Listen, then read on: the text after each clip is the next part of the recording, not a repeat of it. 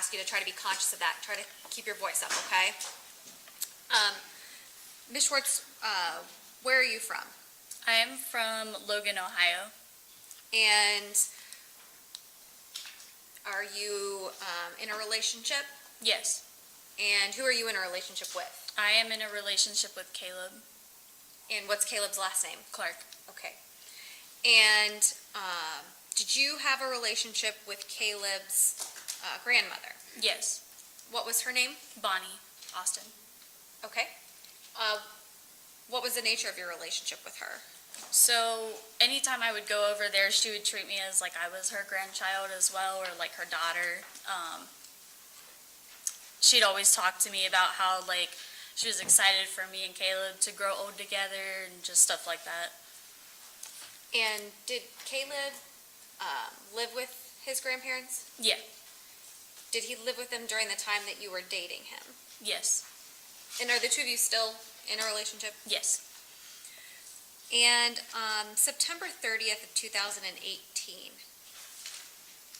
can you tell me about what happened that day?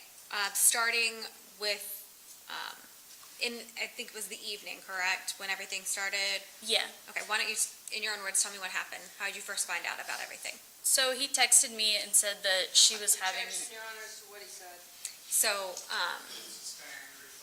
thank you. I don't need you to tell me necessarily the conversations that you had. I need you to just tell me how you, not how, but what did you become aware of? What was going on?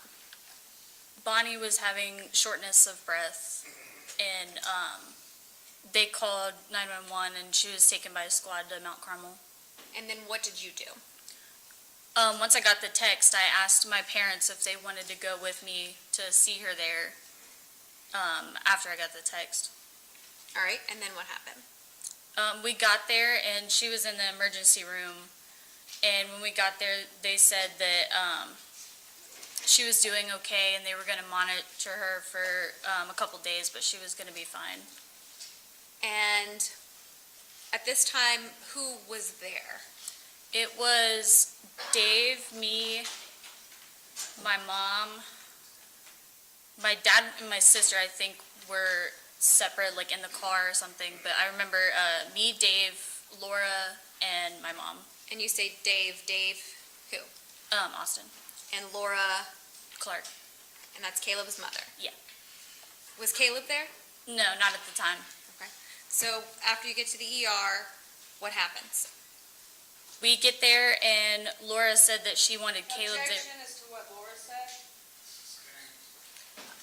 Yeah, don't tell me anything that anyone was talking about. I just want to know kind of what you did next, what you observed next. Can you say that again? I'm sorry.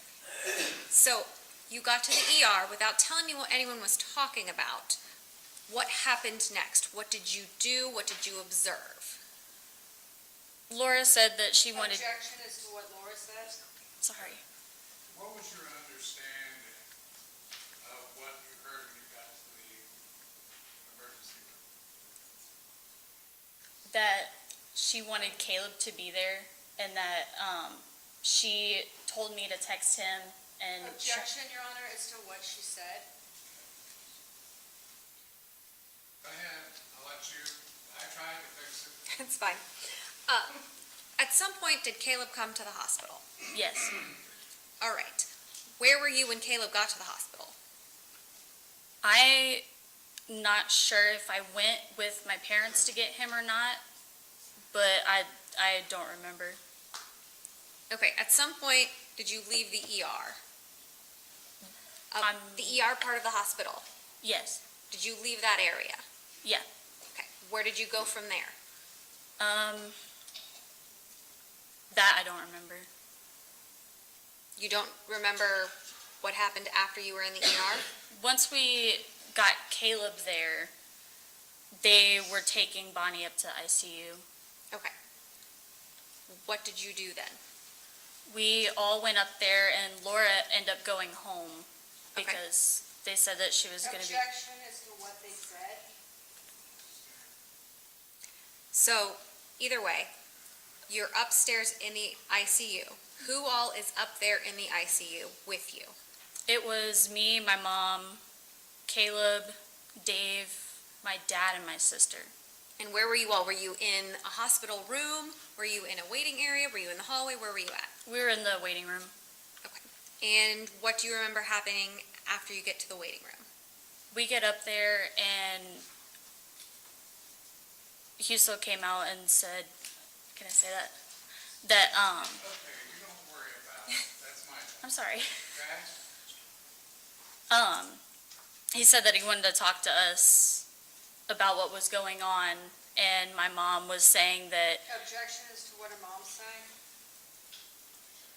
Let's ask more questions, please. All right, so first of all, how long were you in the waiting area before Dr. Husel came in? I want to say about like 10 minutes, maybe 15. So he came in and he said he wanted to talk to you all about what was going on. Yeah. Then what happened?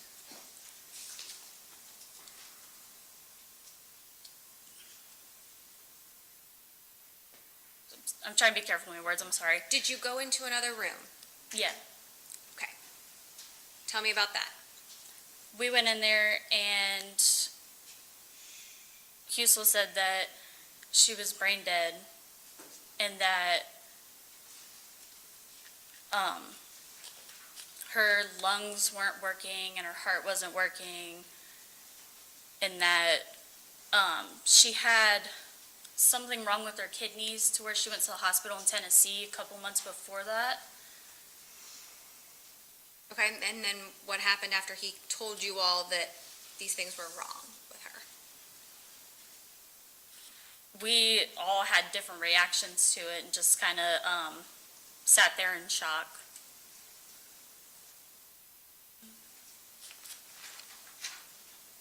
Did you say anything to him? I don't remember saying anything. I just was sitting there. Did you hear anyone else ask any questions of him? My mom was asking if there was any. Objection as to Your what Honor, her mom was doing, saying. can we approach, Your Honor?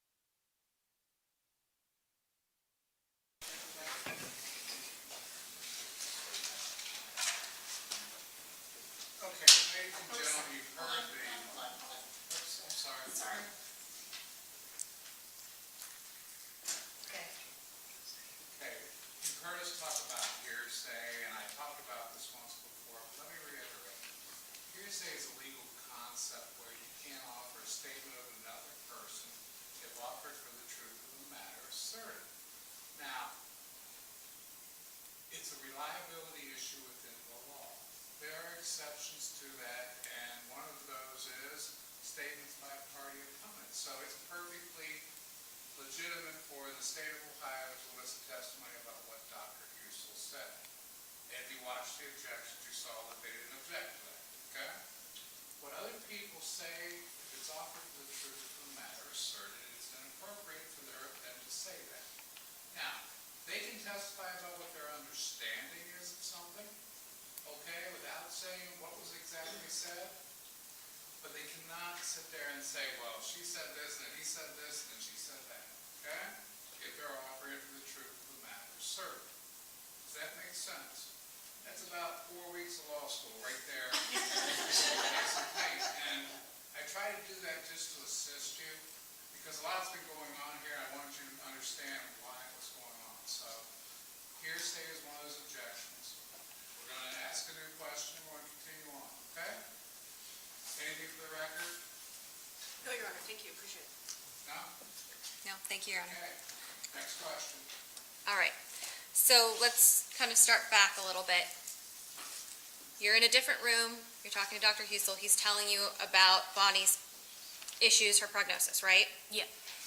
Without telling me what anybody said, did anyone ask follow-up questions? I'm not asking what they were, but did anyone ask any questions of the doctor? Yes. Okay.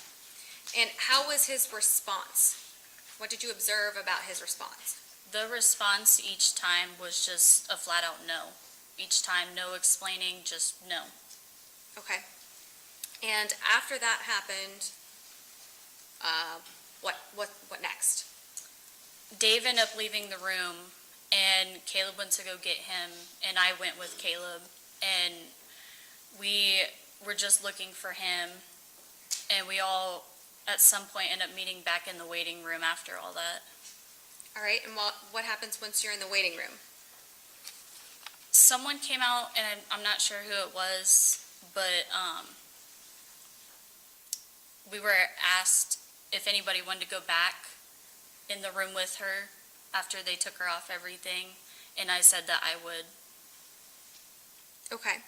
And after you agreed to go back there, what happened? We went back there, and When you say we, me and my mom. okay, so it's So just you and your mother? Yeah. All right, sorry, go ahead. We went back there, and they had her door cracked a little bit so we could actually hear them take her off everything. And I had a conversation with Husel about how I wouldn't be able to handle the job because the emotions behind it, and just I wouldn't be able to handle it. So you're outside of the room at this time? Yeah. So you're having a conversation. Did he respond to any of the things that you said? He just shrugged it off.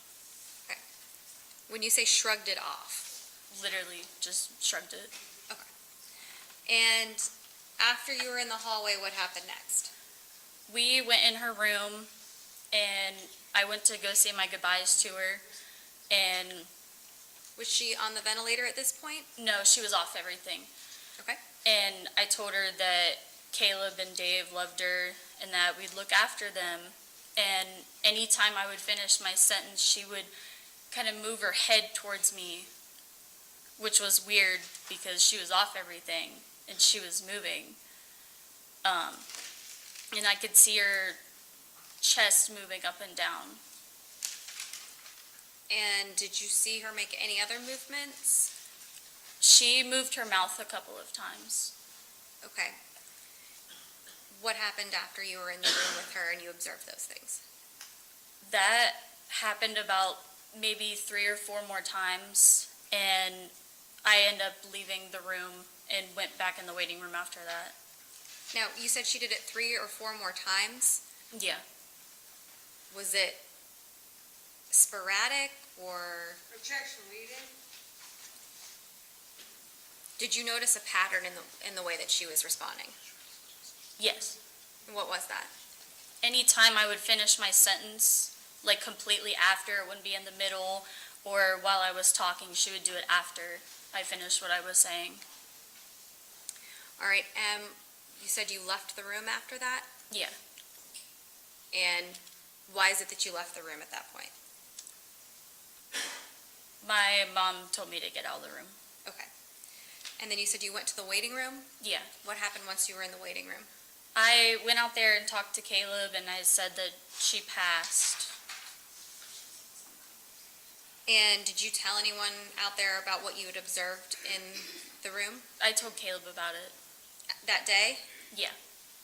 Did you tell Mr. Austin, David? No. Is there a reason you didn't tell him? I don't want to say I was too scared to tell him, but he was already an emotional wreck, and I didn't want to cause anything.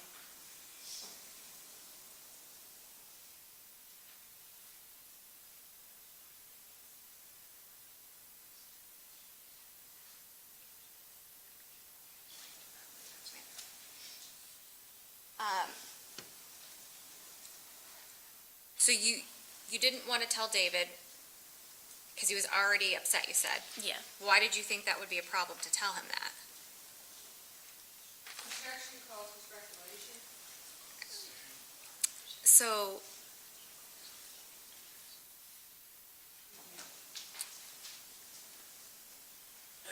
was this a memorable moment for you? Yes. Why was that? Because I didn't expect that to happen at all. I wasn't expecting it. I thought it would be a just peaceful and nothing moving, nothing like that. And it was completely the opposite. Why did you think that? Because she was taken off everything, and we were told she was brain dead. Nothing further. Ross?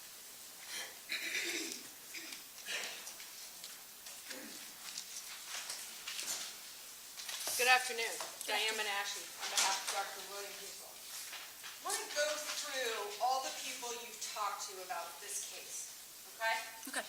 Did Mr. Austin drive you here today? Yes. And you're still dating Caleb? Yes. And Caleb lives still with Mr. Austin? We live together on our own. Oh, you and Caleb do now? Yeah. And how long have you been dating Caleb? In April, it'll be about 5 years. So then you started dating in, what year is that? 2017.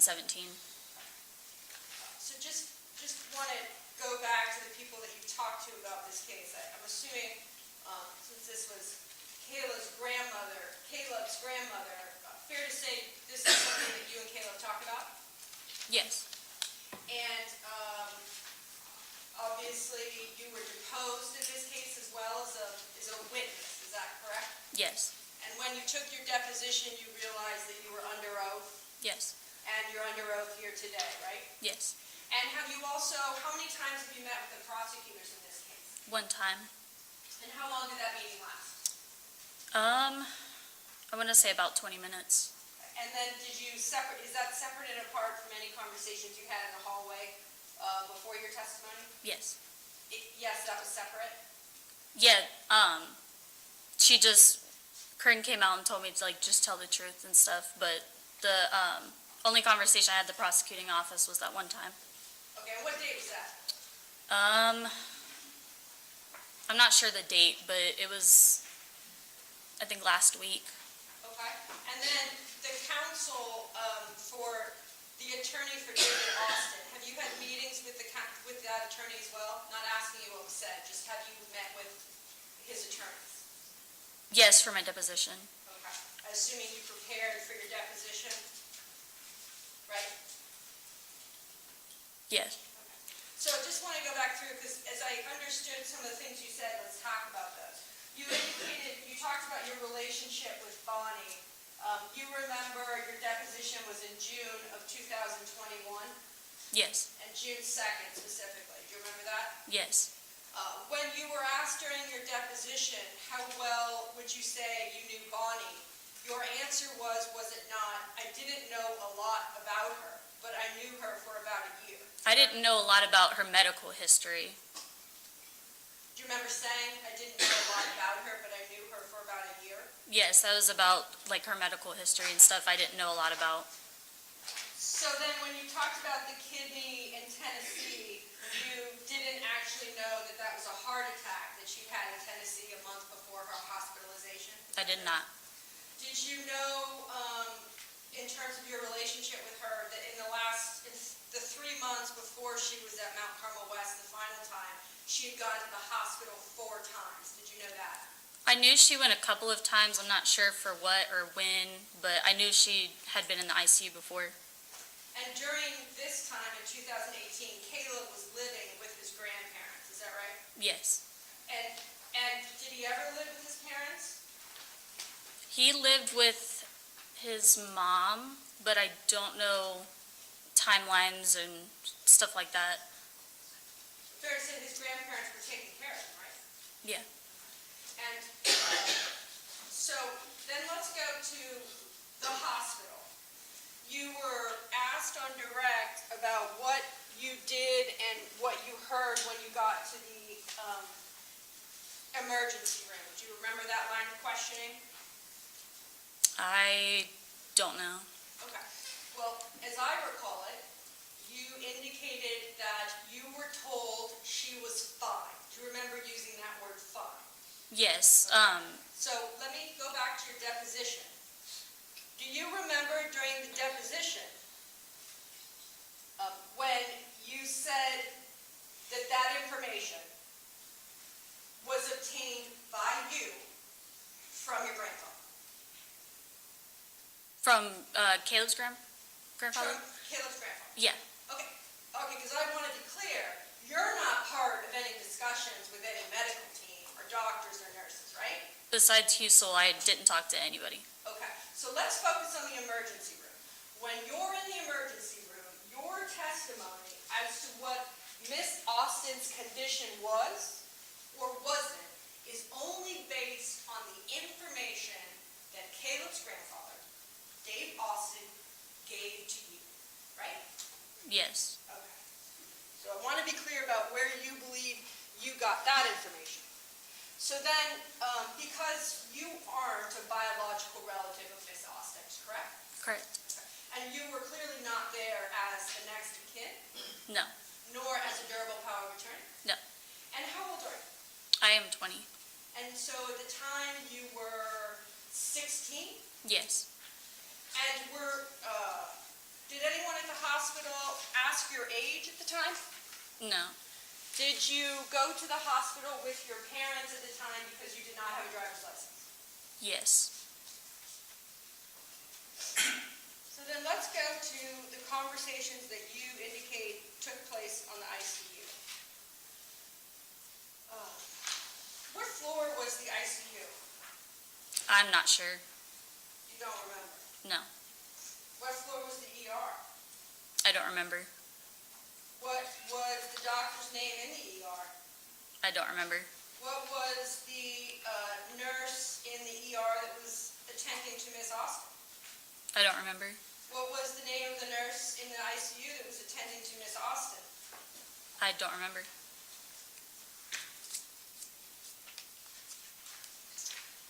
And in fact, when you were questioned in June of 2021 and you were asked the name of doctors or nurses, you said you don't remember, correct?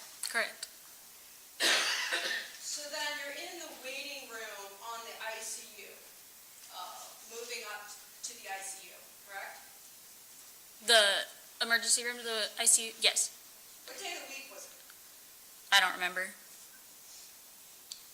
And you indicate that Dr. Husel approached to have a conversation with the family, is that right? Yes. He didn't approach you though, right? No, all of us.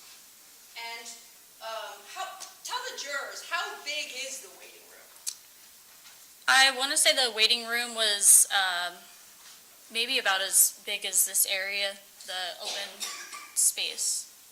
I'm not sure exactly. I know it was a really big open space, and nobody was in there but us. Okay, but it's a big open space, is it not? It is. And there's an elevator that opens into the waiting area? I think so. I don't remember exactly. And so at some point you indicated that you went into a room, like a room that offered some privacy. Yes. And everyone went along, or who went along? It was Dave, my mom, Caleb, and me that went in that room. And so if it was Dave's recollection that no one was there but him, would that be inaccurate? Would it be inaccurate? I don't believe that was stated. It's the same.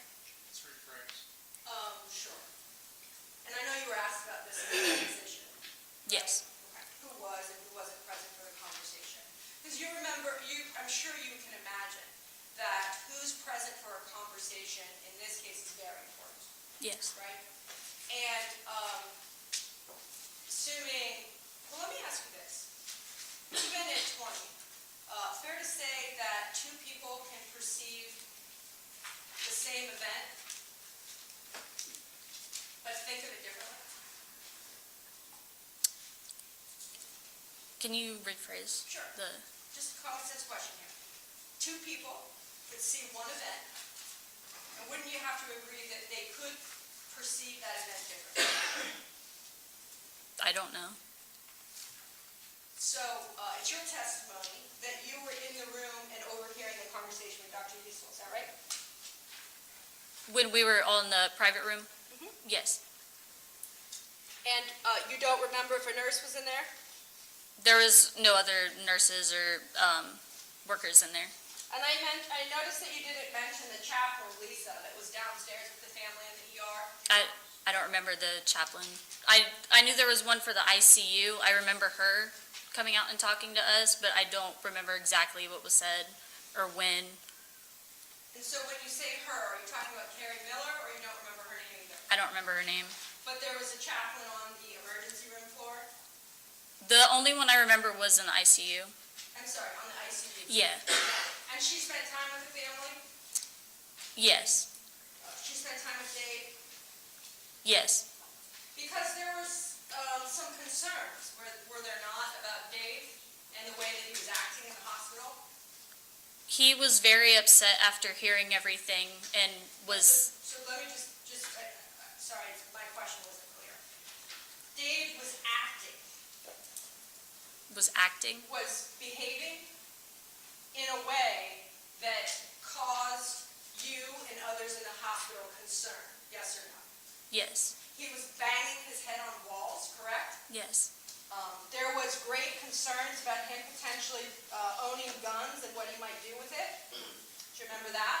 yes, So fair to say, and I ask this for no other reason than this whole event seemed to you, did it not, to be a very traumatic experience for Mr. Austin. yes, And that traumatic experience began in the ER, right? When she was taken there, she being Miss Austin, and she was put on that ventilator, and then she was moved to ICU, right? He wasn't affected by it until after we heard news that she was brain dead. He wasn't like that in the ER. And I know you keep saying brain dead, but that's why I asked you about how many times you've met with people. I'm just curious. This event took place in 2018, right? Yes. The first time you ever gave a statement about it was more than 3 years later in 2021, right? I wrote a letter for like memory because I figured that I would forget, and I did forget about the letter until it was given to me. And did you provide that letter to the prosecutor's office? I gave it to Dave when I wrote it, and I don't know who he gave it to. And when did you give that letter to Dave? I want to say a couple months after it happened. After we found out about it on the news, I wrote stuff out of what I saw. And have you seen that letter since you gave it to Dave? Yes. You have. Who has that letter? The prosecuting office. We need to approach it. It's right there. Okay.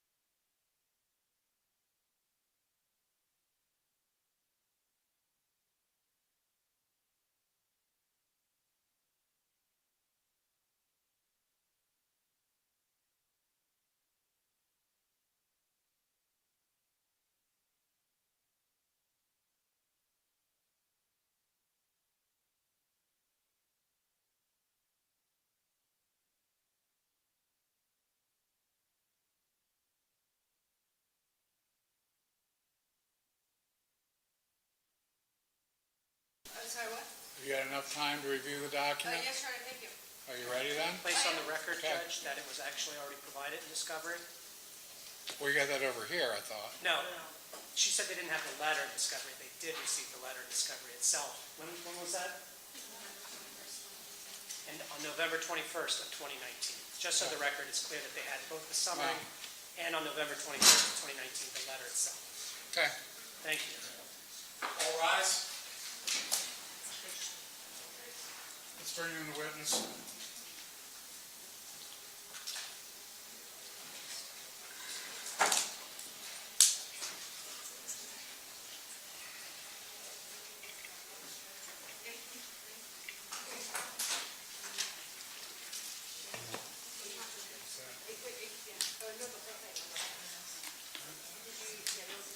For me? Thank you. Please be seated. Thank you, ladies and gentlemen. Let's bring the young lady back up.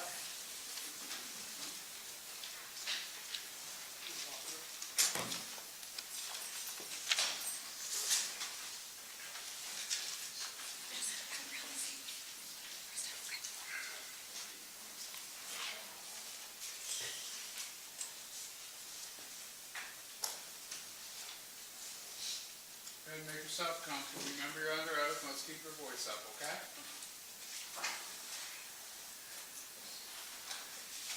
Ms. Menashe. Thank you. You go back to your deposition on June 2nd of 2021. Do you remember, and again, I just want to be clear, you knew, Tara, that during your deposition you were under oath, right? Yes. And that's different from just having a conversation on the street. Would you agree with me? Yes. You understand that when you're under oath, you have a legal obligation to tell the truth, right? Yes. Just want to make sure, do you remember being asked during your deposition on June 2nd of 2021, did you keep any notes or maintain a diary or anything like that about the events of September 30th, 2018 at the Mount Carmel ICU? Do you remember being asked that question? Yes. And do you remember that your answer was no? Yes, I forgot about the note. And this is when you were under oath? Yes. The note is, the note that you've talked about, I just want to make sure, you indicated that you've had a chance to review it before your testimony today, is that right? Yes. When was the last time you reviewed it? I want to say last week.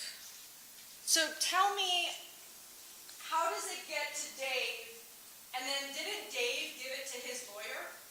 I don't know who he gave it to. So how did it get back to you?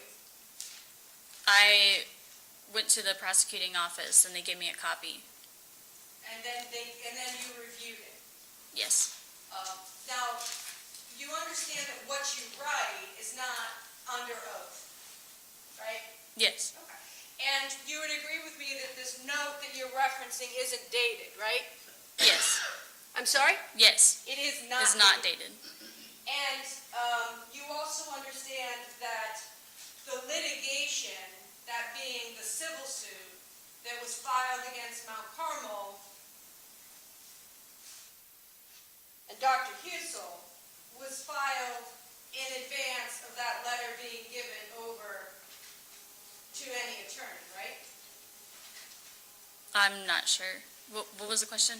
Well, are you aware that the litigation, that is that the lawsuit that Mr. Austin filed in this case, was on January 15th, 2019? You aware of that? No. I wasn't sure when he filed for it. Okay, so you just know that litigation has been filed? Yes. Okay. And I ask you this because you would agree with me that since you are not a family member, the attorneys representing Mr. Austin are not your attorneys, right? Right. Okay, so fair to say then you understand that conversations you have with those attorneys are not privileged, right? Correct. So I'm wondering if you know that in the lawsuit that was filed in January of 2019, it includes the allegation about the brain dead language. Do you know that? Yes. You were The- told that? Was I told Yeah. that? Her question was, do you realize what was in that, the brain dead concept is found in that document, Yes. okay? And she asked you, how do you know that, essentially? Sorry to frame your question differently, but Um.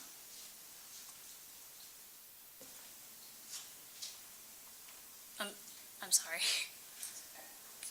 So I'll slow down, so we're sure to get the right answer.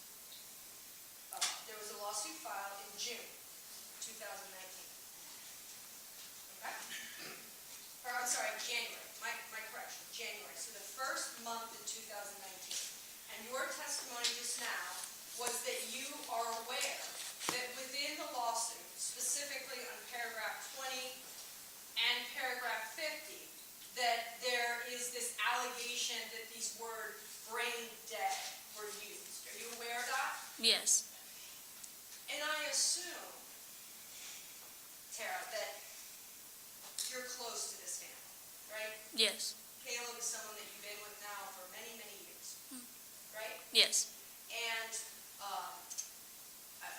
I presume, and it's relevant just because of the testimony that you've given, that you want them to win their lawsuit. I mean, yeah. So, just one other thing I wanted to talk to you, actually a few more questions. When someone says to you the words anoxic brain injury, and I know you're not a medical doctor, tell me what that means to you. I don't know. Okay? So, if you heard someone say, she has an anoxic brain injury, how, if at all, would you interpret that as you being a layperson without medical training? I wouldn't know specifically Okay. what that means. But you would have heard the words brain and injury, we could presume, right? Yes. And with respect to this conversation with Dr. Husel, as you were asking your deposition, and it's your testimony today, that David Austin made the decision to have his wife, right, palliatively extubated because she did not want to be on the ventilator. Is that correct? Yes. I want to make sure for the jury where that decision was made. And when I say where, I mean physically. Because when you were asked in the deposition, isn't it true that you said that Mr. Austin was physically in Bonnie's room when he made that decision? He was outside of his room, or her room.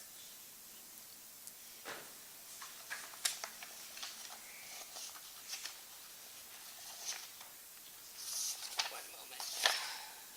Oh, one moment, wrong transcript. I know, it's wrong. One moment, Your Honor. Oh, here it is. Thank you.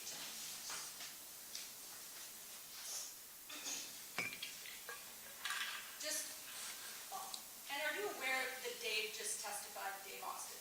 Yes. Were you in here when he testified? No. Just want to go back to your deposition. You said, did you not, Dave ended up going back to see Bonnie, and Dave decided to take her off life support, or everything that she was on. Do you remember you saying that in your deposition? I don't remember exactly, like word for word. Okay, would it refresh your recollection Yeah. to look at your transcript, if I may approach her? what are you showing her? I'm showing her deposition transcript from June 2nd of 2021. Marked as? Well, I'm just doing it to refresh. I mean, do you want to mark it? Court Exhibit 15. Okay.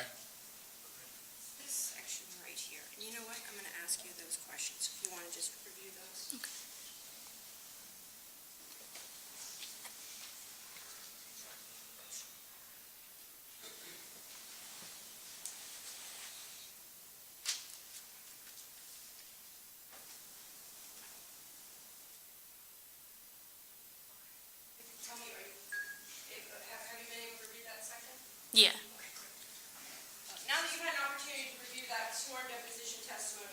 just say that you indicated Dave ended up going back to see Barney, and Dave decided to take her off life support or everything that she was on. Do you remember giving that information in your sworn deposition? Yes. And then you were asked by counsel during the deposition, were you not, did Mr. Austin make that decision in the actual ICU,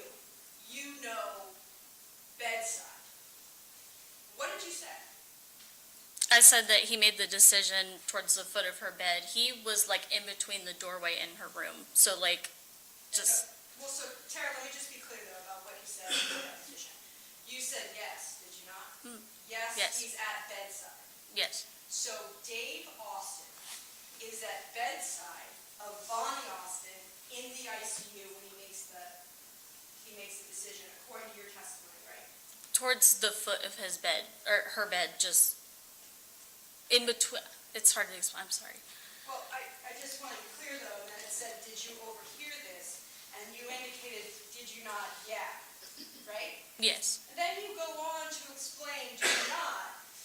He was at the foot of her bed and he was saying, if there's nothing that can be done, he was like, pull the plug, and then he ended up walking out. Do you remember saying that? yes, These are all conversations that happened at the ICU with Mr. Austin in the room with his wife, correct? yes, but in Okay. between the room, like right in the doorway and towards the foot of her bed. Well, Tara, let me, you use bedside in your deposition, right? Okay. And here's what I just want to be clear about. I know you can't tell me what Mr. Austin could see or couldn't see, but you would agree with me that when he was having the conversation, and he said, on his own, pull the plug, he wasn't blindfolded, right? Right, He didn't have his back to the situation, right? right, There was family there, right? right. There was a male nurse there. That I'm not sure. You're not sure if there's a male nurse there. No, And then Miss Austin was right there in the bed. yes, And this was on the ICU. yes,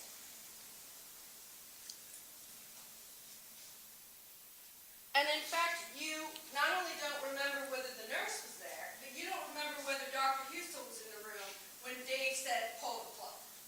right, So that wasn't then. What we know from that is the decision to say the words, pull the plug, had nothing to do with Dr. Husel being anywhere near him, because you don't even know if Dr. Husel was in the room. right. Nothing further. Redirect? Yeah, can we approach? Sure.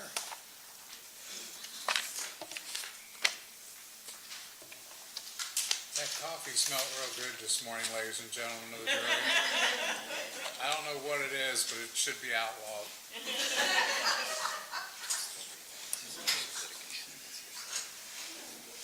I walked by this morning, it was just like,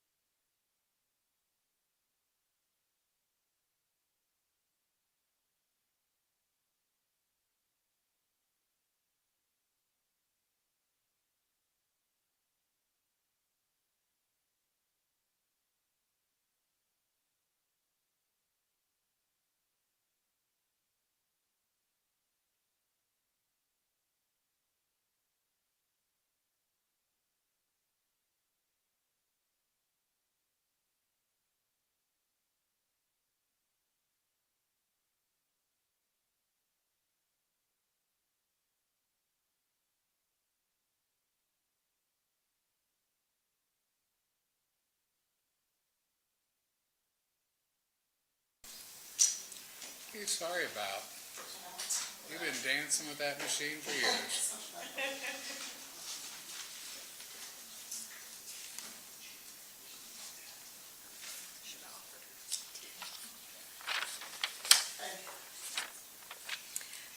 All right, now Tara, on cross, you were asked about this note letter that you wrote. Why did you write it? I wrote it for memory, and I saw the stuff on the news come out about it, and I figured that I should just write down what I know in case that anybody wanted to know what I saw. All right, and what was your purpose of giving it to David? I knew that if anybody was going to talk, they were going to talk to him, and I was saying if they want to see it or if they want my phone number, my contact, like you just give them this and they can read over it. And had you spoken to any attorneys before writing that? No, Do you recall when you wrote the letter, around the time that you wrote it? not exactly, but I know after like stuff came out about it is when I wrote it. Do you have a year or a month that you remember writing it? Objection, Your Honor, asked and answered. I'll permit it. I want to say late 2018 or early 2019.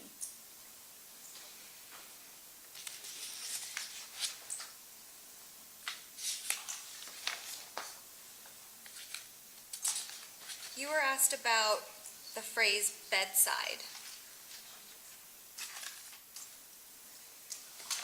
Do you know why that phrase was used in your deposition? Objection, Your Honor, calls for speculation. Well, I believe she's the one who used it. Yeah, do you know Why why? don't you rephrase the question? Do you know why you used the phrase bedside in your deposition? I was just explaining like he was beside her bed.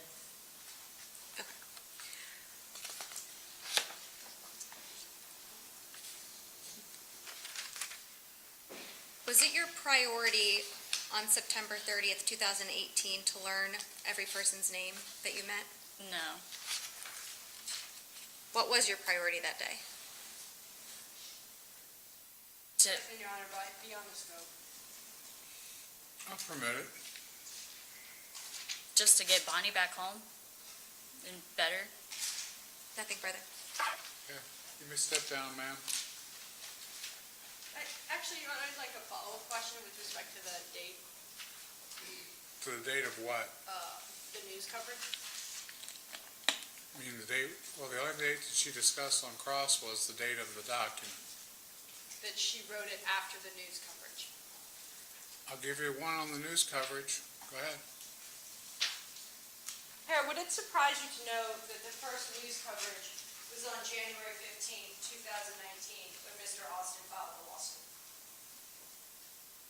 Will you repeat the question? I'm sorry. Would it surprise you to know that the first news media about Dr. Husel's potential involvement here was on January 15th, 2019, the same day that Dave Austin filed his lawsuit?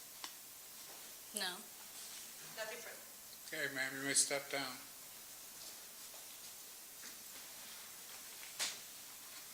Call your next witness. Thank you, Your Honor. The state of Ohio calls James Allen.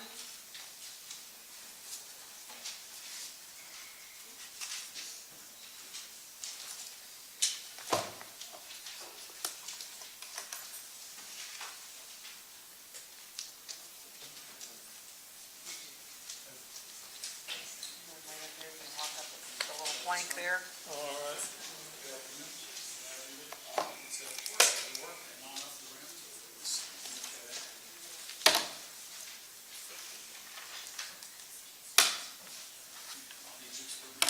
And raise your right hand, please.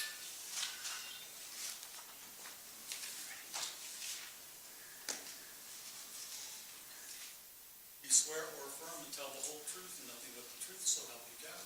I do. Thank you. Please take a few seconds to be seated and make yourself comfortable. All right. And if you would be so kind as to state your name for the record and spell your name, please? My name is James David Allen, JamesDallen. Thank you, Jim. Okay, you guys hear him okay, I assume? Got it. Ms. Grubb? Finally. Jim, I'm going to show a picture here. Yes. Could you let me know who is shown here in State's Exhibit 8A? That's James G. Allen, that's my father. Okay, thank you. And is your dad one of the alleged victims in this trial? Yes. Was that his driver's license picture? I believe so, his ID. Jim, are you a Central Ohio resident? Yes, ma'am. Are you a married guy? Yes. Do you have kids? Yes. Grandkids? Yes. Okay. Jim, who was your mother? My mother was Donna Fitch. And was your mom your dad's first wife? Yes, ma'am. Okay. And do you have other full siblings? No. What about half siblings? Yes. And what are their names? I have a brother John and a sister Lisa from my father. And Okay. And what is their mother's name? Barbara Allen. Now, your mom passed, is that correct? Yes, ma'am. Is Barbara still alive? Yes. Are you employed, Jim? Yes, ma'am. Have you been following this case? Yes, ma'am. Did a family member secure legal counsel arising from your dad's death at Mount Carmel West? Yes, ma'am. Is your stepmother the administrator of the estate? Yes, ma'am. Did you give a deposition relating to these matters? Yes, ma'am. Do you remember the date of that deposition? It was in 2020, I think around October. I'm not sure. I'm not good with dates. That's okay. Do you remember the period leading up to your dad's death? You mean like when he first went to the hospital or? No, just the time leading up to when he went to the hospital. Well, he was, my brother John was their caretaker. We had made arrangements. Probably 10 years ago, my stepmother Barbara had a stroke and she's bedridden. Sorry. And my dad, shortly after, was taken in and he was diagnosed with heart failure. Now, how many years before he passed was this? My father? About 10 years. Okay. So, how would you characterize your dad's health leading up to his last hospitalization? He was still as ornery as ever. I mean, he had heart disease and a lot of these diseases that are coming out in his records, he's had those, most of them for 10 years, except for the sepsis, the gallbladder. He had a lot of those for all those years, and like I said, he was still ornery as ever. What did your dad's usual activity level consist of? Well, I mean, he was 80, and I know he liked to paint, and he liked to do paintings, and he liked his garden, well, a flower garden, and he always had a pond, like he would make a little pond in the backyard. We lived in the city, and he would just make a little pond, and he loved pets. He had pets, and he just loved doing stuff like that, being with his grandkids.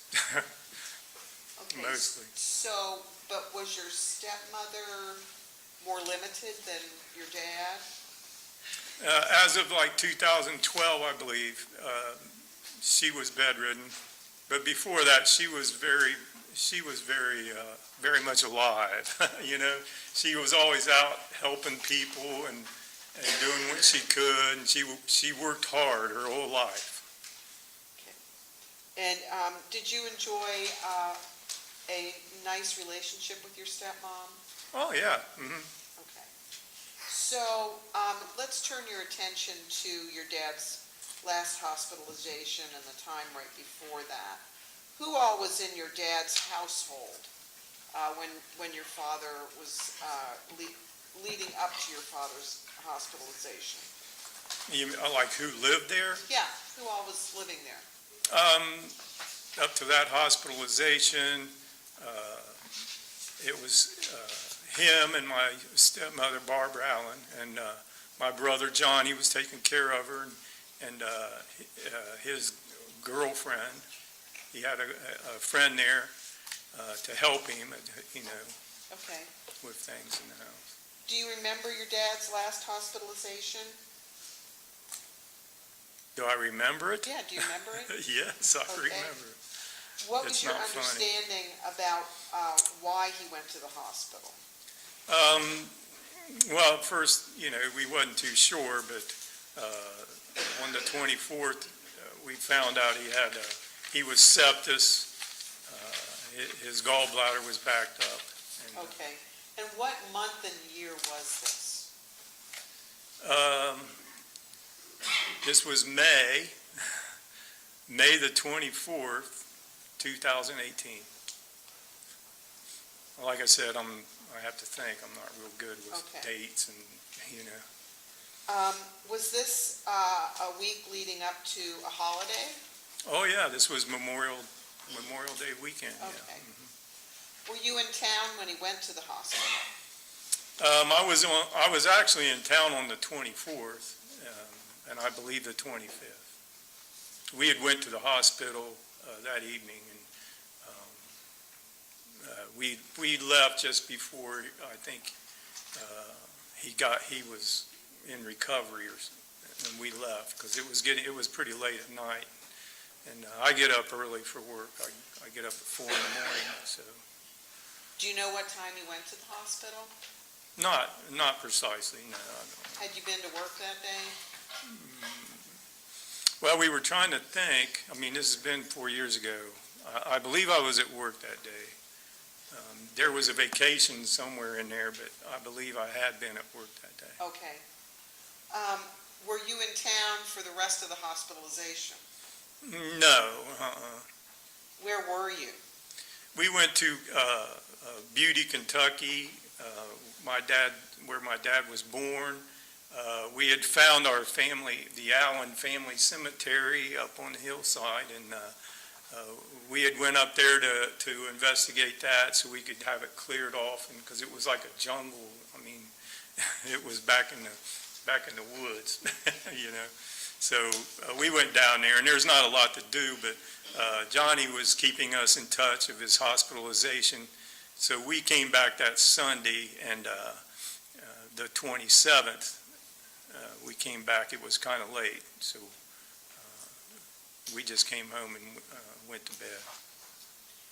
What did you do the next day? The next day, when we got up, we went to the hospital, and I went back to see my father. He was back up in ICU. There were, when he first went in on the 24th, he was in ICU, and they done the gallbladder procedure to clear his gallbladder and some stones or something. I mean, I'm not a doctor, but that's what we were informed. And Okay, let me ask a couple other questions. Do you know, how do you know what time of day it was when you got there on the 28th? on the 28th? Mhm. Well, because I just woke up, and we had intentions of going to the hospital naturally to see my. What meals had you eaten, or what meals did you eat? Well, we just grabbed some breakfast, you know, when we got up. And Where went did to you the have hospital. lunch that day? I don't remember. I think it was like, it was someplace close, maybe Spaghetti Warehouse or something like that. We had some good close friends of ours that can't come to be with us, to console us through this. And They went to lunch with us, and I think it was Spaghetti Warehouse maybe, I'm not sure about that. So do you know what time you got to the hospital? That morning, probably around 10. Did you review your deposition in this matter? Yeah, I went over it. Do you feel it's clear from the deposition what time you arrived on the 28th? Not on the deposition. I was, they go back and forth on their questionings. My brain don't work that way, you know, and they were asking back and forth, you know, they went, I think, you know, they were diverting me or whatever. But I answered some questions about the I believe it was the 28th, that I was answering about what I did on the 24th. I don't know if anybody understands, but my mind wasn't in track with them. You know, I was like still thinking about when he first got there, and I said, that's why I said in the evening, but they were talking about the 28th. When on the 28th, I got there in the morning. So there was confusion on my part, my mistake on that. Okay. When you got to the hospital, what did you find when you arrived? My dad he was back in ICU. He'd been released from ICU, cleared of his sepsis. He coded, and they had him back in ICU. So he was in ICU, he was incubated, and he was unconscious. He was just unconscious. What, were you surprised? Oh, well, yeah, I mean, because he was pretty unconscious, you know, there was no movement. He was very unconscious. I asked the nurse that was there, why he was unconscious, you know. It might sound like a silly question. He was incubated, but he was very unconscious, and she said that it was, he was, you know, he had said he was being sedated, and I asked about the IV tree. It was just loaded, in my eyes, it was loaded with stuff, and I was asking about that, and it was vaguely answered. Of course, I'm not a doctor. I wouldn't really know, you know, totally what that was, but I know he was being medicated, and he was very much out of it. I mean, he was just gone. It was Okay. sad. What was your understanding regarding the plan of treatment for your dad earlier in the week? We were under the impression that he was waiting to have his gallbladder removed, and Okay. at that time, that's all he really was waiting on. Well, Well, when and you then he got- had the code, so, I'm sorry, I'm go ahead. trying to Go step ahead. on you. When you got to the hospital on the 28th, who was there? I think Johnny was there, I believe, my brother John. He was pretty animate about being there as much as he possibly could. That's his job. He takes it serious. We had made those arrangements 10 years earlier with him, that he would stay there and be with them and care for them. So yeah, I'm sure Johnny was there. Okay. Now, who did you first speak with as far as any medical personnel? That the nurse that was there, I don't know her name. It was a young lady. Okay. And do you know when you first spoke with any medical personnel? I don't think I spoke with anyone until that evening. Okay. And without quoting them, what was the impression you were left with after any conversation with them? It was, with who? With medical personnel? The first medical person you talked to? The first medical person? Well, I was just told that he was being sedated, and I was under the impression we were waiting for his gallbladder to be removed, and it was the Memorial Weekend, and so I figured we were waiting for Tuesday or something, you know? Yeah. because I had not spoken to a medic, like a doctor or So what was your dad's condition to your visual inspection of him? Well, he was out, but I mean, he still had color, and I mean, I wasn't too alarmed in that manner. I'm not thinking along that lines. To your knowledge, did you or either of your siblings go to the nursing station to retrieve a nurse at any time? No, I don't even know where the nursing station was, to be honest with To your knowledge, did any of the grandkids retrieve a nurse? you. Retrieve a nurse? Go get a nurse. No, not that I'm aware of. Are you aware that the medical records say that somebody went to the nursing station to retrieve a nurse? Oh, yeah, I've heard that. Do you believe that's true? I know that's not true. Did your brother leave to go home at some point? Yes, he left. My sister told him she would stay with him that night, and he went home to clean himself up and take care of our stepmother, their mother, my stepmother, Barbara. And he went home just to take care of business, and Lisa, my sister, was going to stay there with him. So, yeah, he did. I don't know exactly what time it was. Did you speak to a night shift nurse regarding your dad's condition? Yes, Who was that? Jacob Deemer. What kind of a conversation was it? Well, it was kind of, what led into that was my niece and nephew, they came out to the waiting room and they were very upset. And they said that the nurse in there told... Objection as to what they said? You can't say what they told you. What did you do as a result of what they said? Well, we went back to his room. And then what? What did you find in there? Jacob Deemer, Nurse Deemer, he was at the bedside, and he started, my sister and I went back out of the waiting room because, we was only 2 people back there in ICU. So we go back there in his room, and Jacob Deemer starts telling us that he's having a total organ failure. As to what Jacob Deemer said? Okay, what did you, Sustain that, rephrase. thank you. What was your understanding after having a conversation with Mr. Deemer? That suddenly my dad was in total organ failure.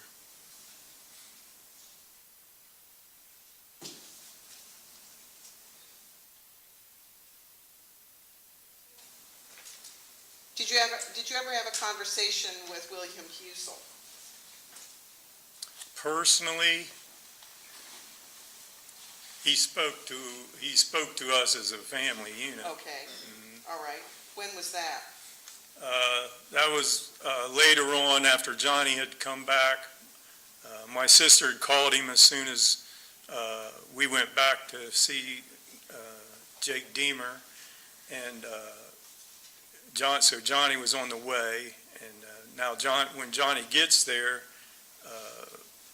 I just remember us ending up in the hallway, and then Mr. Husel come up the hall and from somewhere, and Okay, stop right there. Who all was there? we were in the hall.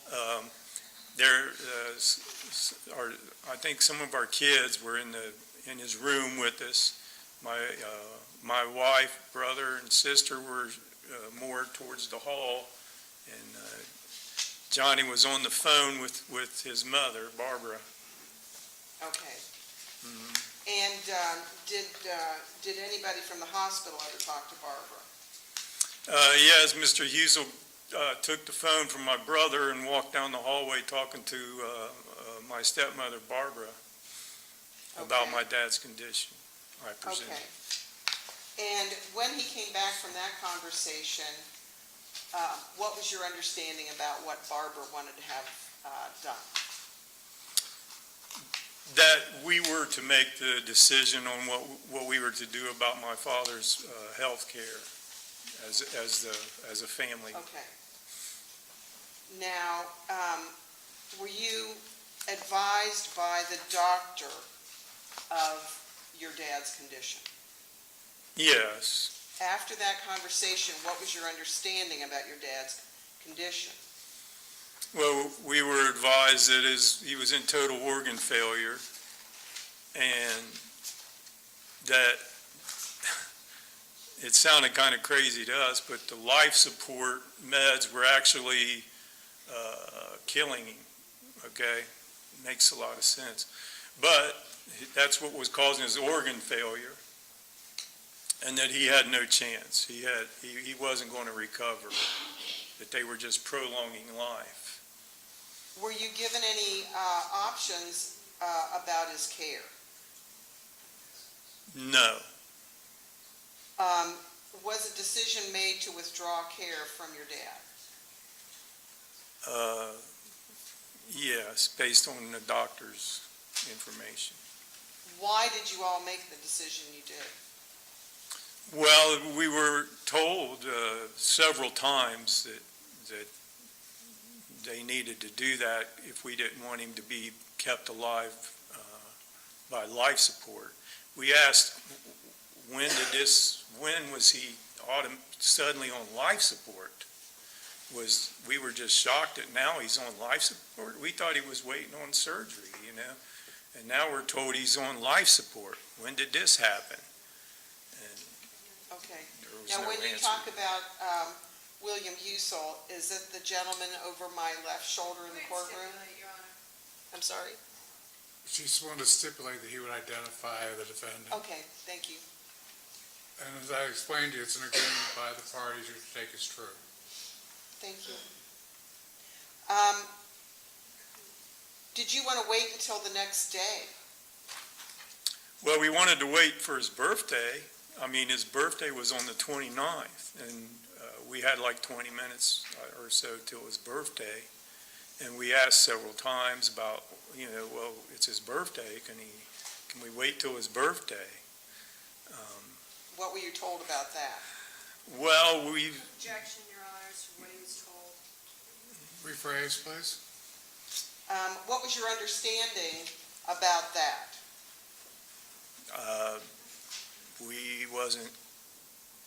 That question was not answered. We wasn't given an option. Okay. And was Dr. Husel part of that conversation? Yes. Did you ask Dr. Husel or anyone else how long your dad would be with you after this procedure? Yes, in a manner of speaking. What representations were made to you? Well, we were told that Objection as to what he was told. we was told as a family Hold on, unit. Hold on. Hold on. It's what was told? That's different. Rephrase your question, please. What was your understanding based upon that conversation of how much longer your dad would be with you? Your Honor, I think it's just another way to call for hearsay. If it's specific to Dr. Husel, the court has explained. Other than Dr. Husel, it's hearsay. Okay, I don't know what the answer is yet, so did you understand the question? I understood the question, yes. Okay, can you answer it? We were told that he would go quickly and he would not suffer. Who And told we were you that? the doctor, Dr. Husel? yes. Okay. Thank you. Okay, did you, Well, why don't you have him finish up his answer? are you done? Well, we were told he would go quickly and he would not suffer. It was said, how do you know? And his reply was, experience. His experience told him that my dad, his experience told us that he would only live for a short time and he wouldn't suffer. Did you ask what medications were being given And how much was being given? Well, I asked when I first got there, and I was told it was, he was being mildly sedated, being Jim, six. I'm talking about it at the end of the. Yeah, well, no, there was no discussion of what he was receiving. Did you ask Dr. Husel directly about waiting for his birthday? Yes. And what was his response? I don't recall that there was a response. Okay. And what happened? Well,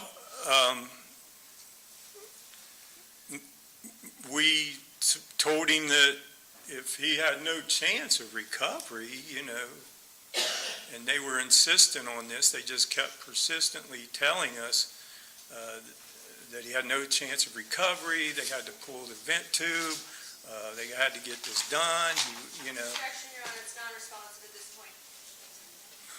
I think it is. Thank you. Did you see any part of the procedure as far as the extubation? Yes, they asked us to leave the room. It's not really a room, it's just, it's like a hall, and then there's a curtain. So then our children come out of the room, and we were in the hall, and they kind of pulled the curtain, and as Mr. Husel's talking still about how he was going to die quickly, and Jacob Deemer is already disconnecting the IVs port, and I seen him with the syringe in the IV port. I don't know what that was. And then I seen him go over to the other side of the bed, and he ripped the port out of, or not the port, the breathing tube. He just ripped it out of his mouth and threw it away. Was And then it just like that? Yes, and then he wiped his face, okay? And then that was that. And we thought that was kind of odd. Did you get to go back in the room? Yes, Were you with your dad? yes. Were you able to call your own pastor before his death? No, Why not? we was never asked. And what time was this? Oh, this was in the 10 or 11 o'clock time period. Okay, how many hours Probably- before your dad's birthday? Or how many minutes or hours? Minutes. Well, I remember it was 20 minutes. It was 20 minutes till, so it had to be, 11:40 or something. Thank you, just a minute, Your Honor.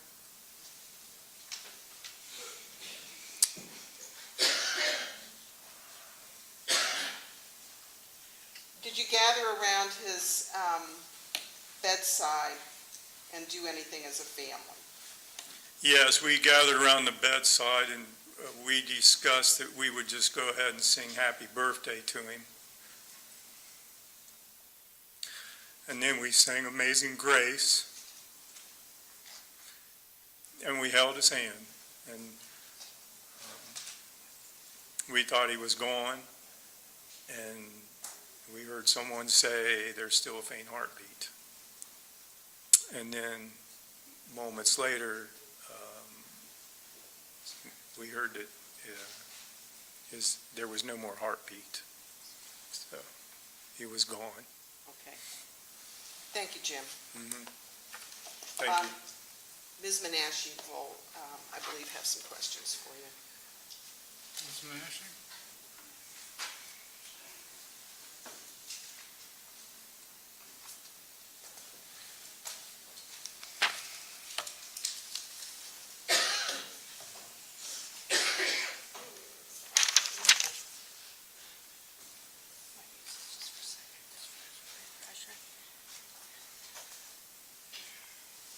Good afternoon. Diane Menashe on behalf of Dr. William Husel. I know you have a right under the law to be here, but I just want to make sure. You've been here throughout the entire trial, is that correct? Not the entire trial. How many days have you been here since we began? Oh, maybe a half a dozen.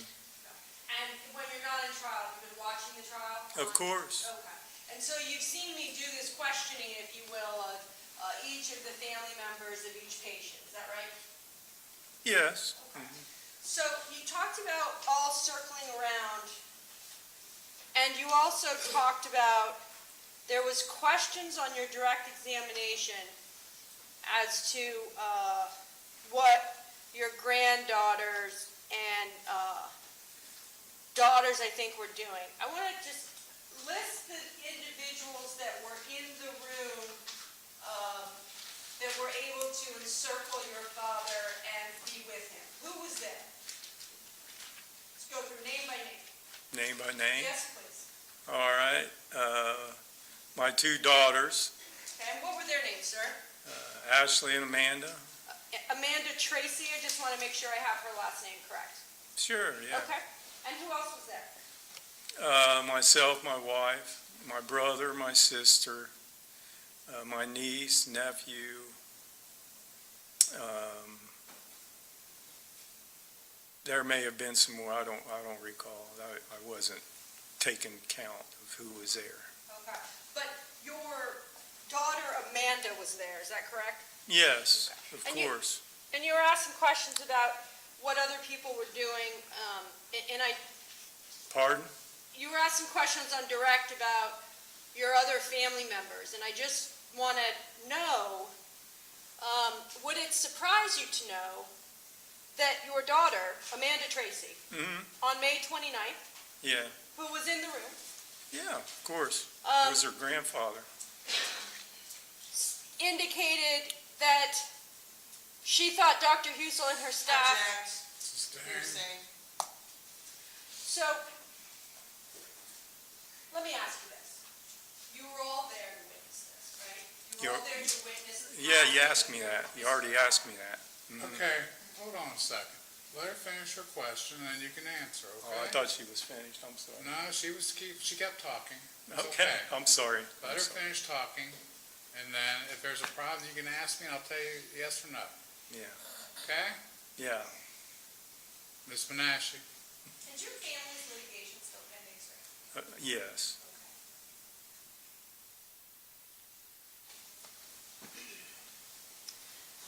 Would it surprise you to know that not everyone in the room perceived the last moments of your father's life? You're saying, Okay, hold on. Finish up your question. Would it surprise you to know that not everyone in the room perceived the passing of your father or Dr. Husel's comments in the same way that you did? object. I can't answer for what other people think, or I can't answer for anybody else but myself. No, she wants to know if you'd be surprised if other people had... Would I be different surprised? Yeah. No, You wouldn't be surprised. no. I mean, everybody has their own thoughts and opinions, right? So I want to go to some of those thoughts and opinions, if we could. You indicated on your direct that you seem to be shocked that your father was on the ventilator, but you know, surely, that your father coded and was on I didn't say that. So, and I know the judges. I didn't say I was shocked about having my dad being on a ventilator. I did not say that. Okay. So, here's sort of how the process works, sir. I know you've seen it, but Okay. I ask the question and then we'll... Object, Your Honor. Sustained. Sir, this is going to take a while. Let her ask her question, finish it. I'll say yes or no whether you can answer. Fair enough? Okay, all right. I'm sorry again. Okay. I'm sorry. I Ms. think Nash. it's relevant, Your Honor, for me to ask the following question. Sir, do you feel a certain way about me personally because I represent Dr. Williams? Object, Your Honor. Sustained. Okay. Let's go sidebar. Let's go. No, let's go sidebar.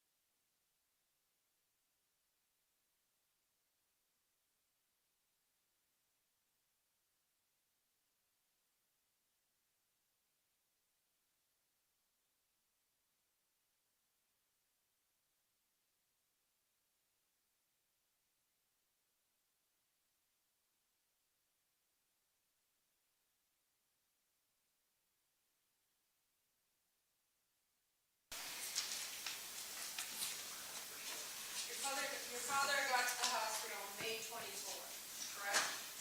Yes, 24th, you were not at the hospital, correct? incorrect, I was there at the hospital. You were at the hospital on May 24th, Yes. 2018? Yes, You were there on the 25th, 2018? no, You weren't there on the 25th. Were you there on the 26th, 2018? no ma'am, Were you there on the 27th of May of 2018? no ma'am, So for 3 days, you weren't there at the hospital while your father was at Mount Carmel West prior to his passing, correct? correct, And you indicated during your deposition, which was sworn under oath, right? which deposition? Did you take more than one, sir? Well, I was depositioned by Mount Carmel, Trinity East, I was depositioned by the Husel's attorney. So would that be, that was two, right? Well, it was all one sitting, was it not? It was one sitting, yeah, On October 28th of 2020. Do you but remember I was that? questioned separately. Do you remember the date of the deposition, sir? I think I already answered this, but it was, I think it was in October of 2020. And during the deposition, you were asked, were you not, that from the 24th to the 27th, John, your brother, was your only source of information? And you answered, did you not? John and my sister, yes. I hadn't had an opportunity to talk to any doctors. Is that correct?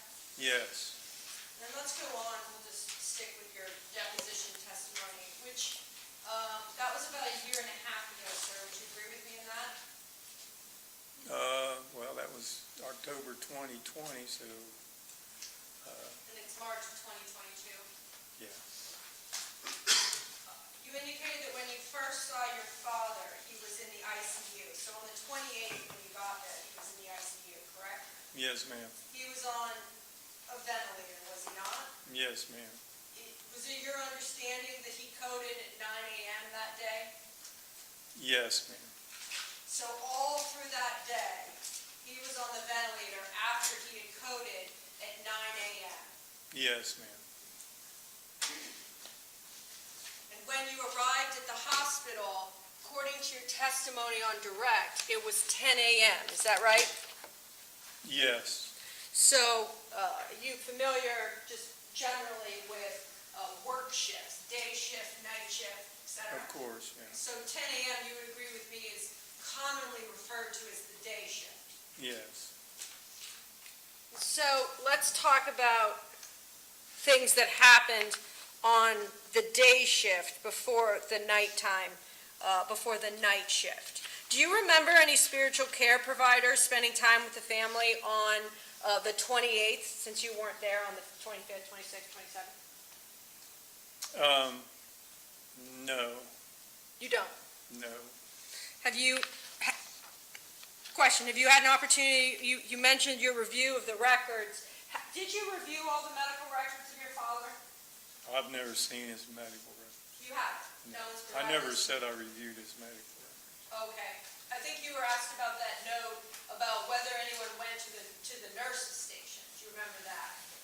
Yes, And you said you wouldn't have known where the nurse's station was. correct, But you didn't review medical records in this case. no, And it's your testimony, is it?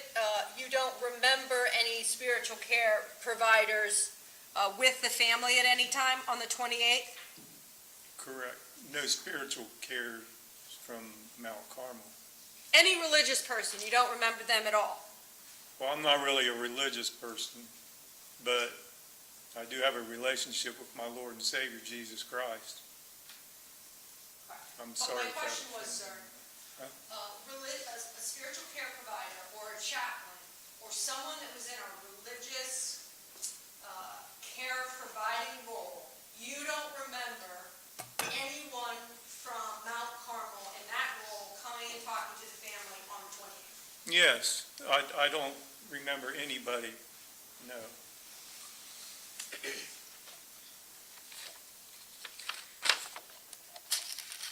Then want to go to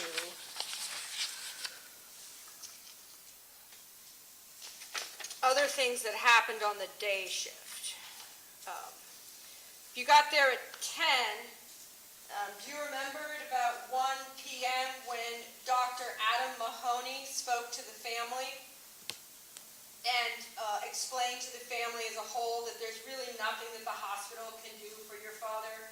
And Dr. Mahoney communicated that your father would not survive this episode.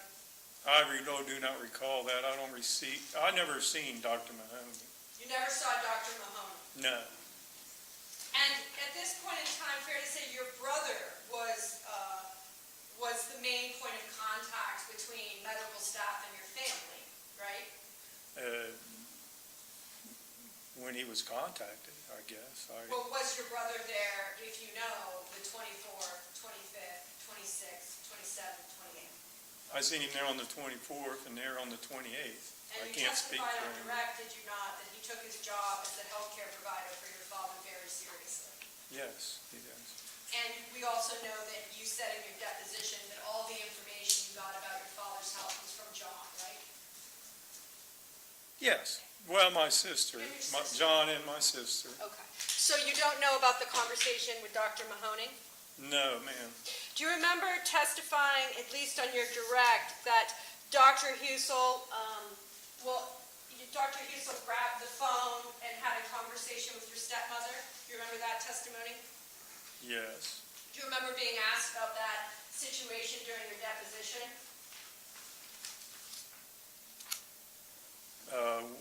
Which one? I mean, I don't remember, no. Okay. And when you were asked if you knew a Dr. Weiss, does that name sound familiar to you? Not to me personally. And so it's your testimony here today that it was Dr. Husel and not actually the resident physician Jessica Weiss, W-E-I-S-S, in internal medicine, that spoke on the phone with patient's wife Barbara regarding healthcare power of attorney and her rights as decision-making regarding her husband's care. At what time? 5 p.m., sir. I can't answer that. Well, the question was, it's your testimony that it was Dr. Husel that did that and not Dr. Jessica. That was Weiss. at like 11 o'clock at night. Oh, so it's your testimony now that the decision with respect to POA was made at 11 p.m.? I didn't know it was any other time. I didn't know that I didn't know that I stated that it was at any other time. There may have been a phone call at 5, but I'm not aware of it. I'm aware of Husel taking the phone and going down the hall talking to my stepmother, Barb Allen. And I remember listening to your direct testimony about that call, that he took the phone to talk to took the phone, right? Do you remember that, sir? Yes. Okay. And it would be inconsistent that actually the one that spoke on the phone was Jessica Weiss. Is that true, sir? I would guess. Well, just so we're clear though, right? Well, I mean, maybe Mr. Husel was talking to that doctor. I don't know. But I know my brother was talking to his mother, my stepmother, on the phone. And that she had supposedly told Mr. Husel that she wanted us to make the decisions, any medical decisions, on behalf of her for my father. So I want to be really clear about this conversation, sir, because this conversation, whoever was on it, it's your testimony, is it not, that your stepmother was being asked about whether or not her rights could be relinquished to John Allen, right, or any of the children in terms of healthcare decisions. That's what that phone call was about, right? I guess. I wasn't on the phone call. Well, you testified on your direct that that's what the call was about, sir, so I'm just trying to make sure we're talking the same call. Well, you was talking about two different calls just now. I don't know. I don't know that. I mean, So then let me ask you this, sir. Do you think there was two calls? Just do you think? Do you think there was two calls to Barbara? And Barbara is your father's wife, right? I have no idea. Yeah, she's my father's wife of 53 years.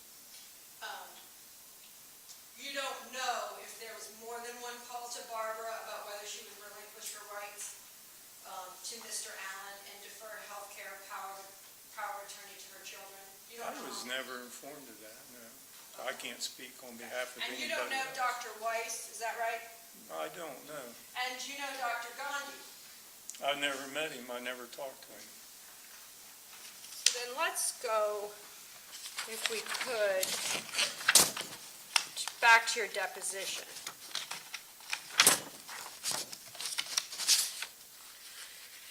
Where? I'm just following up on your comment, I never talked to him.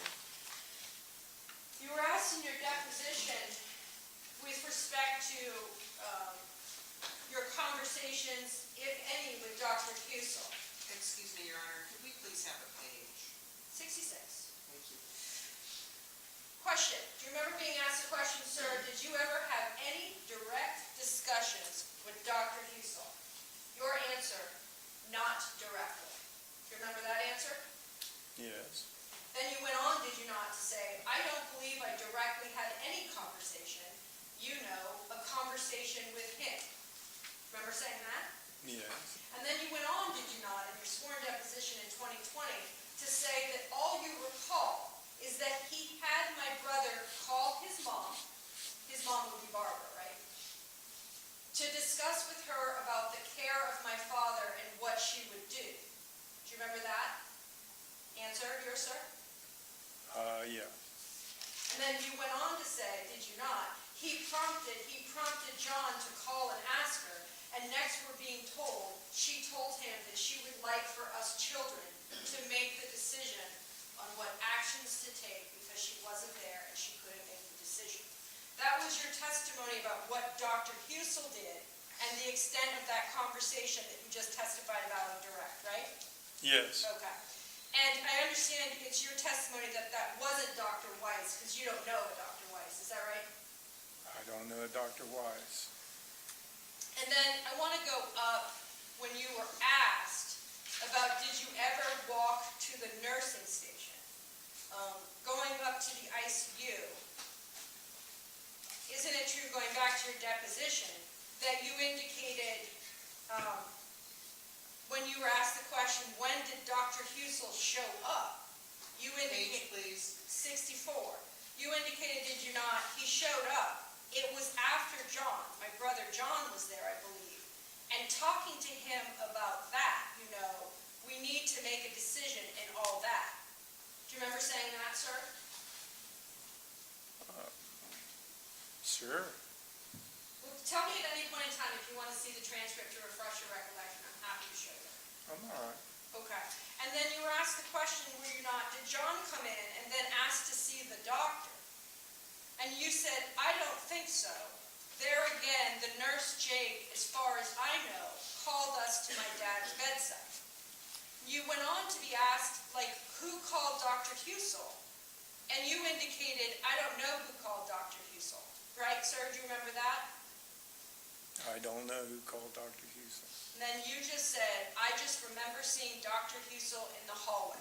I don't work for the hospital. I don't know who called who or where Dr. Husel was at any of these things.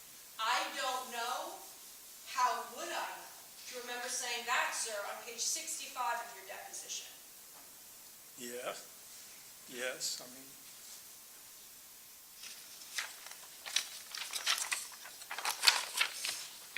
You talked about your father. I think you were asked about his activities, gardening and otherwise. Your father had a history of a gunshot wound in his left side which required surgery, did he not? yes, And he had been knifed multiple times in the past, which had required hospitalizations, correct? yes, And he had a history of cardiomyopathy, correct? he had heart disease. He had heart disease. Yeah, I'm not a doctor, I just know he had heart disease. Right. He had type 2 diabetes, That depends on his weight. He could hypertension. Well, define hypertension. History of, he had the AFib, the heart issue. Yeah, he had a pacemaker. And I was just going to ask you, so he had a pacemaker. Yes, ma'am. And you understand, I know you're not a doctor, but a pacemaker, He had a defibrillator pacemaker. so it works for your heart when your heart can't work Yeah, he for had heart itself. disease. And he had that pacemaker put in 2 to 3 years prior to his last hospitalization, is that right? Yes. And he was still actively smoking and he had COPD? Well, he would smoke and then he'd quit, and then he'd smoke and then he'd quit. And I imagine he did have some form of COPD. I wasn't aware, no one said he did to me personally, but 80 years old and he smokes, I imagine he has some. And I just want to go through, sir, one moment, Your Honor. I just want to kind of go through, I know you've said, you've named some doctors. Do you know Dr. Joshua Asoma, Asamoa, that would have seen your father on the 28th? Do you know that doctor? No, Do you know Seth Hoffman, MD, that would have seen your father on the 28th? no, Did you know that prior to the family in this case making the decision to withdraw life support, that Dr. Husel had actually 3 hours prior ordered a surgical referral? Did you know that? no, You didn't know that? no. So 3 hours before the family makes a decision to withdraw care, you were never told that Dr. Husel was actually still trying to provide care? No, I would like to state that we just went Hold along. on, stop. Okay? Did you understand her question? Yes, Did you think you answered it? not completely. Well, I think you did, so let's move Okay. on, next question. Yes, sir. Sir, did you have, I think you said in your direct that you had an opportunity to review your deposition prior to your testimony today, is that right? Of course. And that deposition, if you recall, was 71 to 72 pages in length. Does that sound about right? Yeah. And I know you see me ask this, but would you agree that memory doesn't get better with time?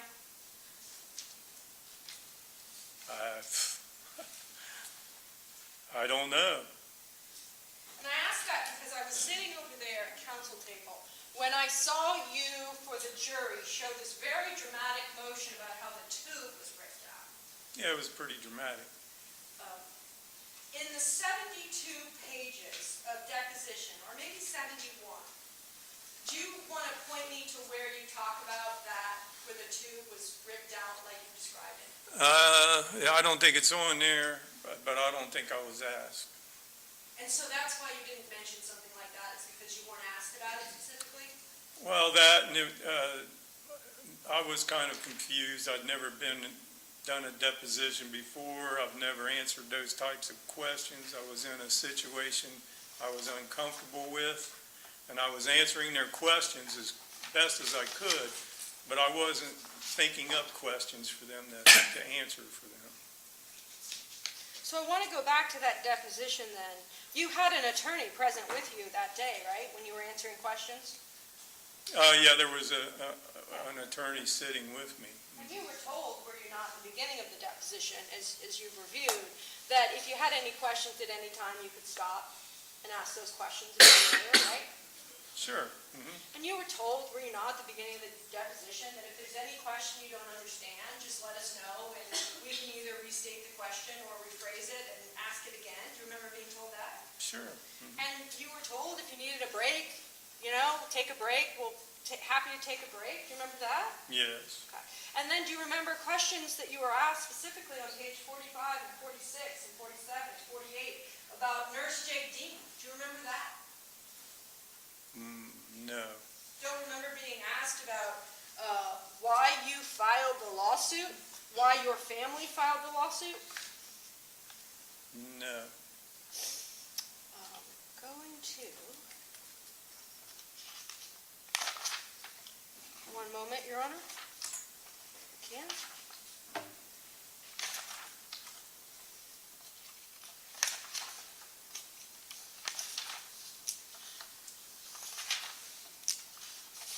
One moment, Your Honor, while I find the page. Thank you.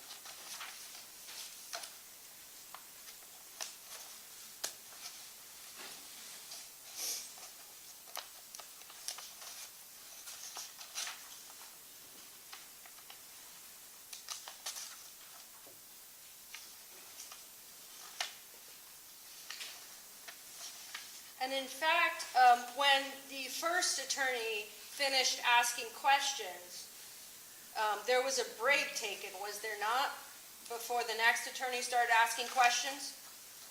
Yeah, my attorney had to use the restroom. And you indicated during your deposition that you had a conversation with the prosecutor's office after the litigation was filed with your family. Is that correct? I'm not sure, what are you talking about? I don't know what you're talking about. You don't? No, I don't understand the question. Okay. Did you talk, so let me rephrase it. How many times have you met with the prosecutor's office? Which one? There's multiple sets, so let's just include them all. Well, I mean, we spoke with, it was a group meeting with O'Brien, and I don't know, there may have been one or two. I've met with the prosecutors present here today,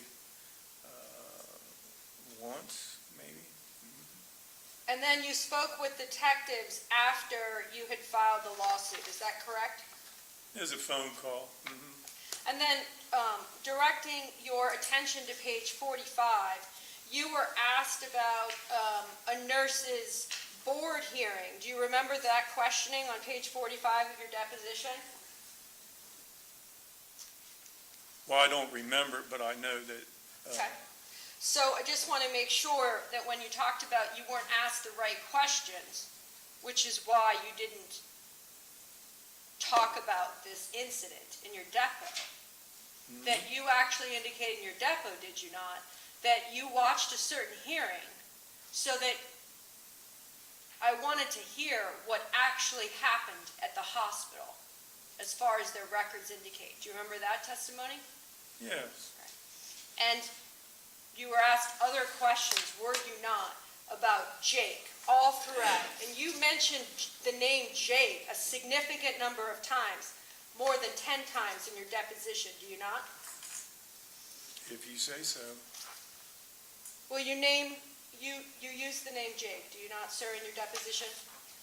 Well, that's how he introduced himself to us. So you knew his name, Of right? course. And you talk about what Jake did, what they told you, right? How they treated you, right, sir? What do you, I don't understand the When question. you're asked the questions during the deposition about Jake. Yeah, Yeah, right? what? You talked to them about Jake, but yet today, for the first time, in front of this jury, talk about the ripping of the tube. Right, sir? You've never mentioned that before. I have, I'm sure I have. Maybe not in a deposition, You've never but mentioned that doesn't mean it didn't happen. But you didn't mention it in the deposition, right, sir? No. And when we talk about what things did and didn't happen, right, I just want to be clear that you understood in your family who possessed the decision to decide whether or not your loved one would remain on the ventilator, right? You understood who possessed that decision. Well, I understood that I was told that my stepmother, Barb Allen, on a phone call, had stated that she wanted us children of my father to make that decision. Sure. And so then, yes, you understood who had the power of that decision, right? The power, Yes. Who owned it? Who had that who decision? was responsible? Yes, sir. We were as a family, So then I want to talk to you about something else you said on your rep, about the 20 minutes and the birthday. You were all there. I want to go back to where we began, with everybody in the room circled around your father.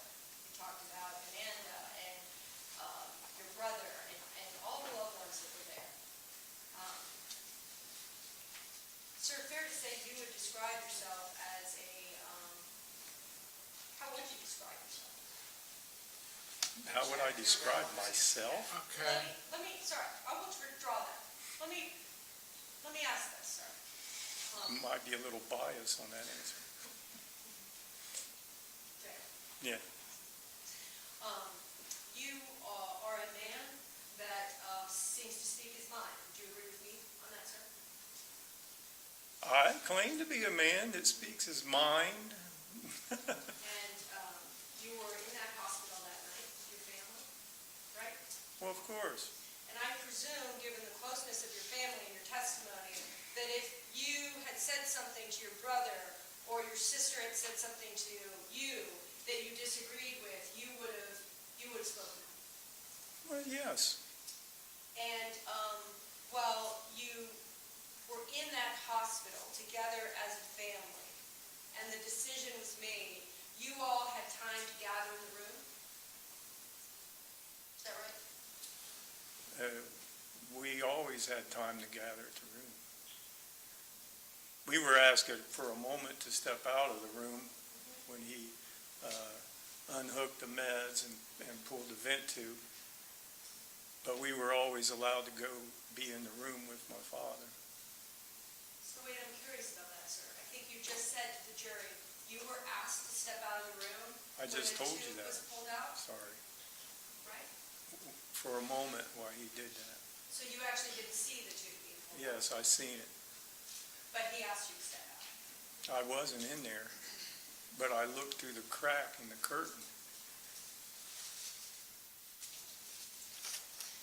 He wasn't there. You didn't see Okay, what relax was for a going second. on, Let's you know? ask the next question. Well, she's being, Stop, trying to lead. stop.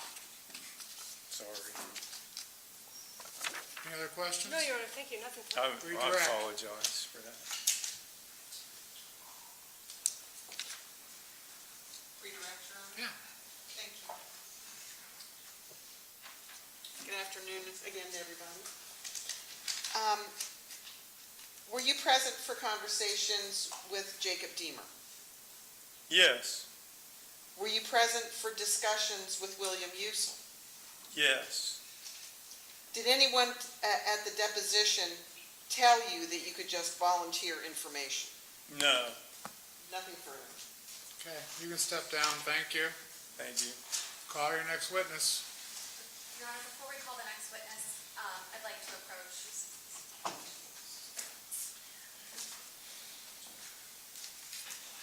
I'm just trying to size you up all over there. Is this going to be a quick approach or a long I approach? hope it'll be quick. Thanks, Jim. Okay, you guys, Mr. Pedicus, go ahead and entertain them for a second.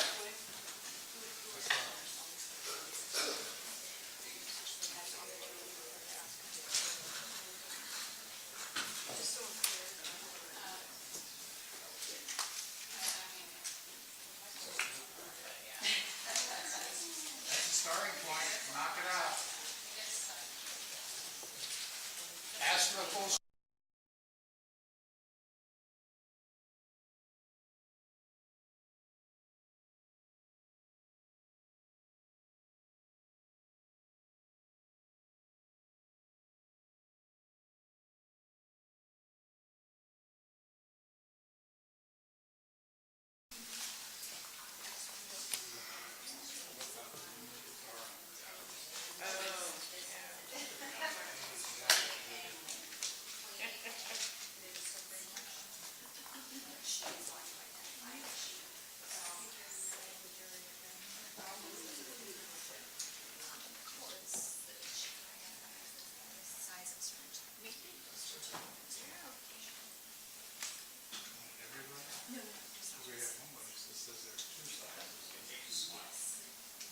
Yes, he does. He does. She sleeps like that.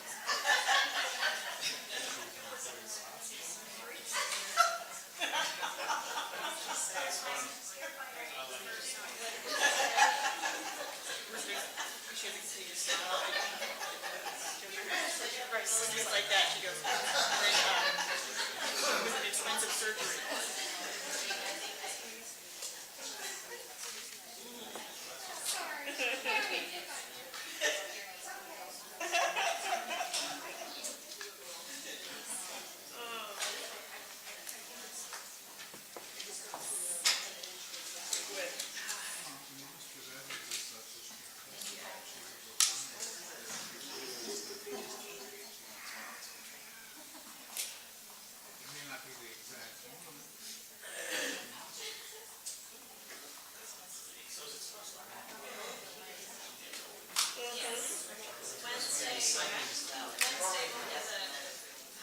it's not supposed to get this cold.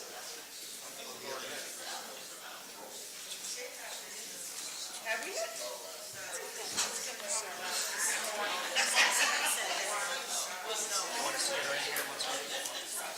You get like morning, dinner, late afternoon.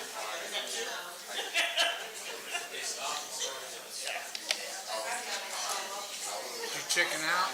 No, I didn't want to get it on. You didn't get it on camera? No, next one. I'm confident there'll be a next one. Okay, let's call your next witness. What? I need a moment. I know, Okay, how long's a moment? 60 seconds. Thank you.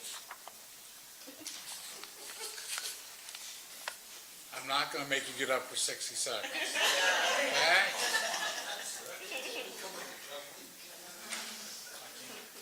Nah, he's not, they've been trying to get him to juggle. I'm not gonna subject the jury to him juggling. We don't have a protective glass in front of him anymore, so. There's implied consent. Okay, sorry, Your Honor, I apologize. Okay, you ready? Call your next witness. Thank you, Your Honor. The state would call Sarah Burnham to the stand.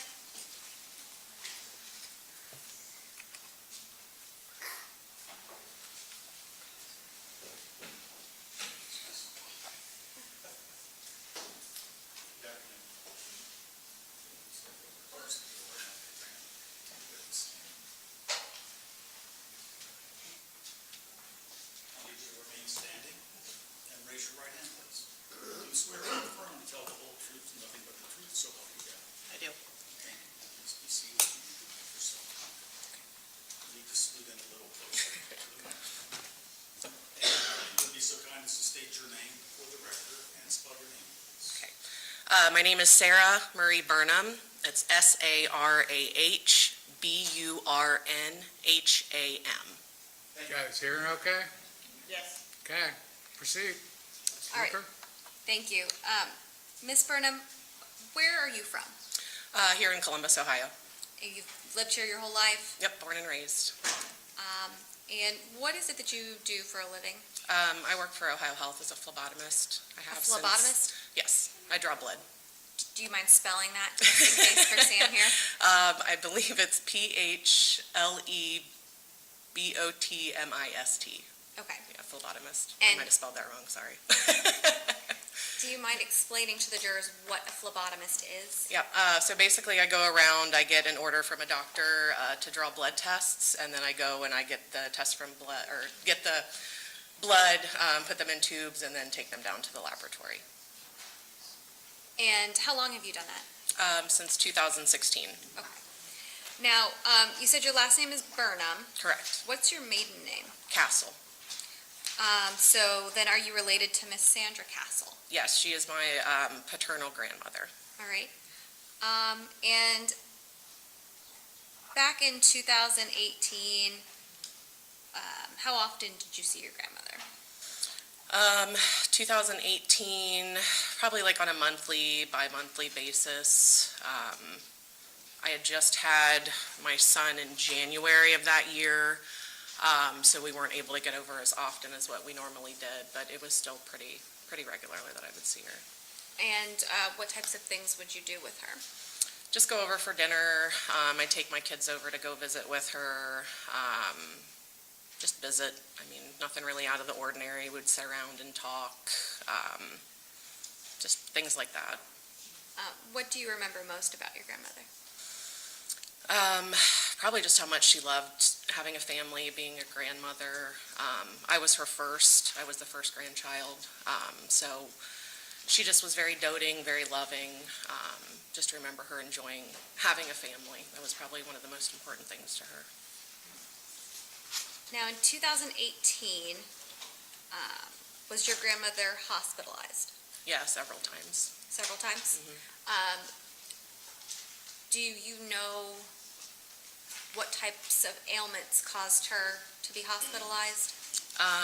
In 2018, I do believe she had a pacemaker installed, so she was having issues. She had AFib. She had been diagnosed with AFib, but she had a lot of comorbidities. She had obesity, she was diabetic, she had kidney issues, she had COPD, among the list of things, so. All right. And how about November of that year? Was she hospitalized?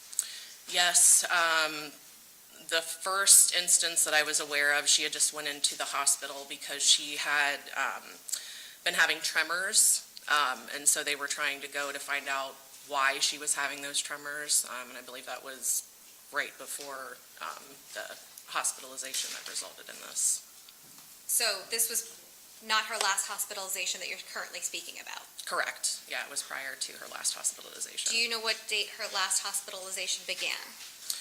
It would have been November 9th because it was the same day that I had my wisdom teeth removed, Okay. so that's how I remember. And how did you become aware of the fact that she was in the hospital? I had awakened in the middle of the night because I had gotten home from my procedure, went straight to bed to sleep off the anesthesia. So it was probably about 2 or 3 a.m. when I woke up to a text from my father, who lives in Florida, but he had texted me and let me know that they had taken Grandma by squad to the emergency department at Mount Carmel. And you say 1 or 2 a.m. on the 9th? No, it would have been the 10th then. Okay. Because she was taken in the night of the 9th, which was Friday night, and then so it would have been early Saturday morning when I received the text. All right, and then what did you do next? So then I let my husband know. We were able to arrange to take my children to my mother's house so that we could go and visit my grandmother in the hospital, just to kind of visit, but also see what situation she was in. I was also going to see if my father needed to come up as well too, just to kind of judge the whole situation that she was in.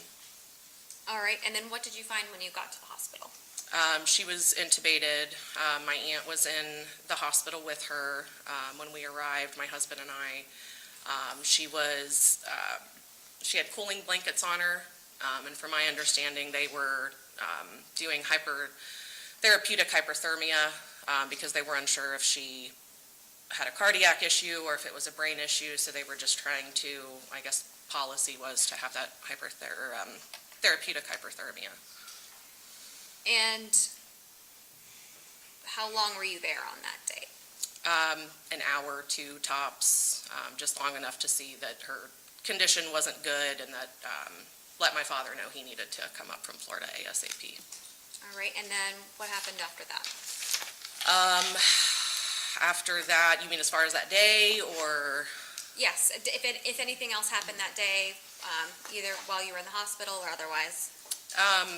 Not that I'm aware of. I mean, we had a staff member come in and was taking care, but didn't really say much to her, ask besides, why the cooling blankets, what that was, and that's how we, discovered they were cooling her down for the protocol. Okay, And- you gotta help us out because you started talking faster there. Sorry. And I didn't know if she got it, and you Okay. were moving your hands and you got quieter. Okay. Remember what you just said? Talking about how there was a nurse that had come in and basically we were asking her about the cooling blankets and the therapeutic hyperthermia, but that was about it. Okay. And you said your aunt was there at the time? Yeah, my Aunt Debbie. Was there anyone else there? Not that I remember. I don't know if my uncle may have came while we were there, but I definitely remember my aunt being there. Okay. And then that was on the 10th, correct? That was on the 10th, correct? All right. Did you return at all on the 11th? No. What about the 12th? No. And what about the 13th? The 13th I did, yes, because that's the day that we were told she was being extubated. You were being told by who? My father had called me and said that they had located her advance directive and that they were honoring her wishes and taking her off the ventilator. So they had planned around, I believe, 3 o'clock for all of the family to gather there so that we could say our last goodbyes, and then they planned on extubating her after. Okay. Do you know what time you got to the hospital then on the 13th? It would have been between 3 and 3:30 because I had left work that day and typically got off around 2 or 2:30, and I had worked up at the Grady Hospital there in Delaware. All right, and I'm sorry, what hospital? Grady Memorial in Delaware. what did you observe when you got there? When I first walked in, we were all waiting to go back, so I just walked into the waiting room and met up with my aunt and my two cousins, Ashley and Bradley, which are her children. And then Bradley's, I believe it was his fiance at the time, or maybe his wife, I think it was his wife, Jamila. And so we just sat there, waited for more family members to come, and then we're waiting on to be told that we could come back. Okay, so you're waiting in the waiting area at this Yes. time? And what happens next? So then everyone arrives, we get taken back. It's probably maybe about an hour after I got there, so 4:30, we were back there. We were told that they were going to extubate her, so they came into the room. All of us were still in there. We were not asked to step out, and they continued to remove the tube from my grandmother with all of us in the room. And were you present for any of the conversations regarding termination of the ventilator or anything like that? No, I wasn't there for any of the conversations. I just got all of the decisions secondhand from my father. All right, so after she was taken off of the ventilator, what happened next? So then, basically, my family just sat there and continued to watch her deteriorate a little bit. Everybody kind of started getting tired of just sitting there and, for a better term, I guess, watching her die. So everybody slowly said their own goodbyes, trickled out, and then probably by about 8, 9 o'clock maybe, we were down to myself, my father, I believe my aunt was still there, my grandfather, my uncle Donnie, his wife Diane, and I want to say my uncle Doug was there as well, and that's about all that was left around that time. And between the time that she was extubated and you said 8 o'clock, About 8, 9 o'clock, yeah. did you see any medical staff take care of your grandmother at all? Yes, yeah, I did see two nurses that were there, at least that I remembered, that were coming in and administering medication to her after they had extubated her. One of the nurses, I believe her name was Stephanie, and then there was another gentleman that was there. I don't remember his name, but physically he was probably like 5'7", 5'6", a little bit on the huskier side, had short brown hair, and they were kind of going back and forth. Stephanie would come in and give medication, and he would come in and check vitals and just kind of update us on her condition, because they had shut the monitor off after they had taken her tube out. So they were monitoring her at the nurse's station and would just kind of come in every so often and update us on her condition. And you said they administered medication? Yes. Did you have any conversations about what medication was being given? I know a family member did ask at one point when they were injecting the kind of small clear vials what they were giving her, and they were told it was morphine that they were injecting. And so it's about 8 o'clock, then what happens? So pretty much we had talked to my grandfather and my aunt, and we had talked my aunt into taking my grandfather home, since he had been there pretty much every day since Friday, and we really didn't think he should be there to watch my grandmother pass, so we discussed taking him home. Probably I'd say around like 9:30, everybody was gone except for my father and my uncle. My grandma started breathing irregularly, kind of what they refer to as the death rattle, so secretions were kind of building up, and she was breathing through it, so it was becoming louder. My dad was getting distraught, kind of, begging for her to take her last take her last breath, begging for her to pass quickly, asking, just in general, is there anything we can do for her? Or, he was just very distraught just at watching her pass like that. And he said these things, was there anyone in the room besides family members when he said this? medical staff would come in. I know Stephanie would come in every now and again and would be giving morphine and stuff like that. And I know at some point, my dad at one point was sitting on the side of the bed that they were injecting the morphine, and at one point we had switched so he could come to the other side and I could be on that side as well, just to kind of give him a change of scenery, I guess. All right, and did you or anyone in your family approach medical staff asking for anything or asking for any comfort care? Not to my recollection. I did not. I didn't witness my uncle or my dad either, so not to my knowledge. Did you see any signs that she was in any pain? To me, no. She just kind of, she was unable to hold her head, so her head was over to the side, kind of propped up by pillows. Other than that, she was real stiff. Her mouth was open. But I mean, as far as like grimacing or reactions to pain or anything like that, if you would hold her hand or you would, squeeze her nail bed, she wouldn't have any kind of reaction to it. So in my eyes, I did not interpret her being in any kind of pain. All right, and did you have any interaction with Dr. Husel that evening? Yes. Can you please tell me about that? Probably about, I want to say it was around 10 or the 10 o'clock hour. He did happen to come into my grandmother's room. He had another, I don't know if it was an attending, another staff member with him. Basically just talked to us about her death rattle, how loud it was, being able to give her something to quiet the death rattle, to make sure she's comfortable. Yeah, that. And had anyone gone and talked to him prior to this, that to your knowledge? Not to my knowledge, no.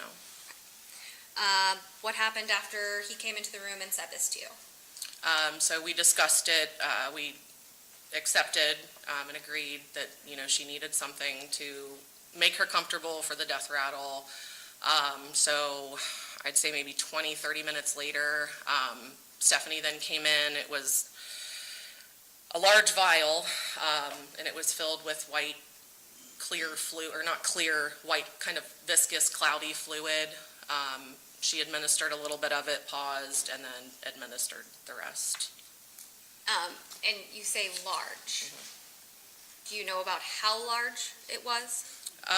To me, it looked like it might be like a 20 cc or 30 mLs, like not like the smaller standard syringes that I'm used to using when I draw blood. And you're familiar with the sizes of syringes because of your employment? Yes, correct. And why is it that you noticed this particular syringe? Just the size. Everything before that had been pre-measured. Like, I don't know if they're little pre-measured morphine vials, but everything was a lot smaller. She was able to carry like 3 or 4 in at a time in one hand, and this one, it was rather large. It was the only one she carried in, and it was a good amount of this white fluid that just kind of stuck out against anything. So going from those small sizes to that very large syringe was definitely something that stuck out. Prior to walking in, did the doctor tell you what they would be giving her, or did Stephanie tell you what they'd be giving her? No. Now I have what's marked as State's Exhibit 28A. Your Honor, may I approach? You may. Can you please, for the record, tell us what this is? So this would be a 30 ml syringe. And is that the size of the syringe that you saw Ms. Lachard use? It looks very similar to it, yes. Yeah. This isn't the exact one, to be clear, correct? Yes, this isn't the exact one, correct, but it was about that size, yes. Okay.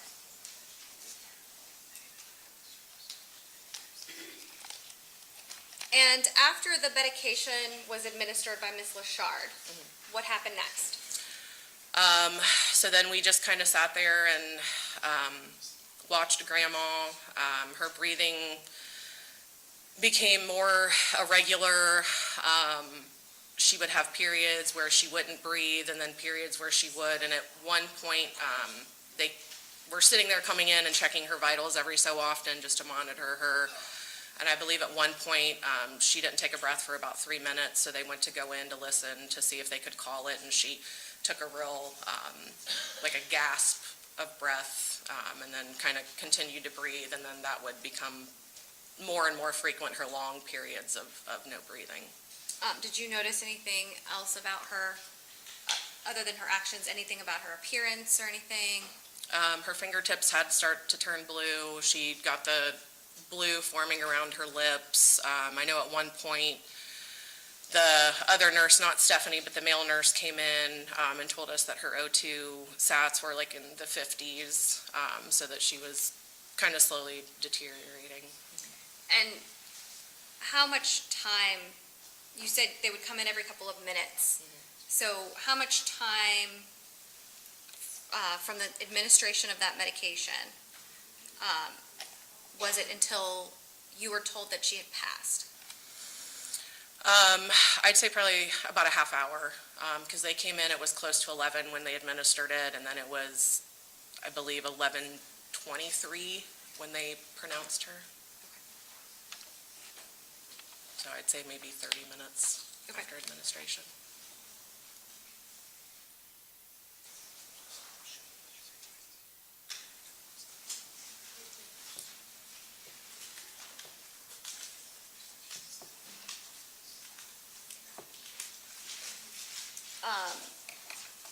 First of all,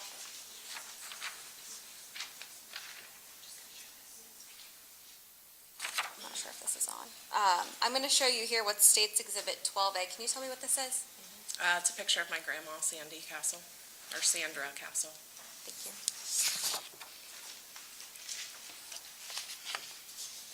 And at the time that this happened, when you were there with your grandmother, was there anything that was odd to you about the situation? Not really. No, I mean, it just appeared to me like she was taken off the ventilator and was progressing, I guess, as normally as I had seen. And you said as you had seen. I never had actually seen anybody die up close. She was my first person I actually saw die. But to me, it didn't seem anything out of the ordinary, I guess. I mean, I knew that death rattle occurred when people were dying. I mean, I knew that was a thing, but other than that, I don't really think there was anything to me that stuck out. And you're speaking about the death rattle. Was that something that was upsetting to you and your family? I think my dad might have been more distraught with it. I mean, just because that was his mother that he was watching kind of die in a horrific way, which, you know, we did not want her and she did not want to die. But no, I mean, it didn't really strike me as odd or bother me. Were you bothered by the size of the syringe? I definitely remember just kind of thinking like, wow, that's big. Yeah, I mean, because it definitely stuck out in my mind. I mean, we just went from the small little pre-filled ones and then all of a sudden jumped to this huge syringe full of medicine. So it did, that struck me as odd. That's why I still remember it. Your Honor, do I have permission to show the jurors as a demonstrative purpose the syringe that I presented to her? No, if it goes back, they can see it then. All right, thank you. No further questions. Cross?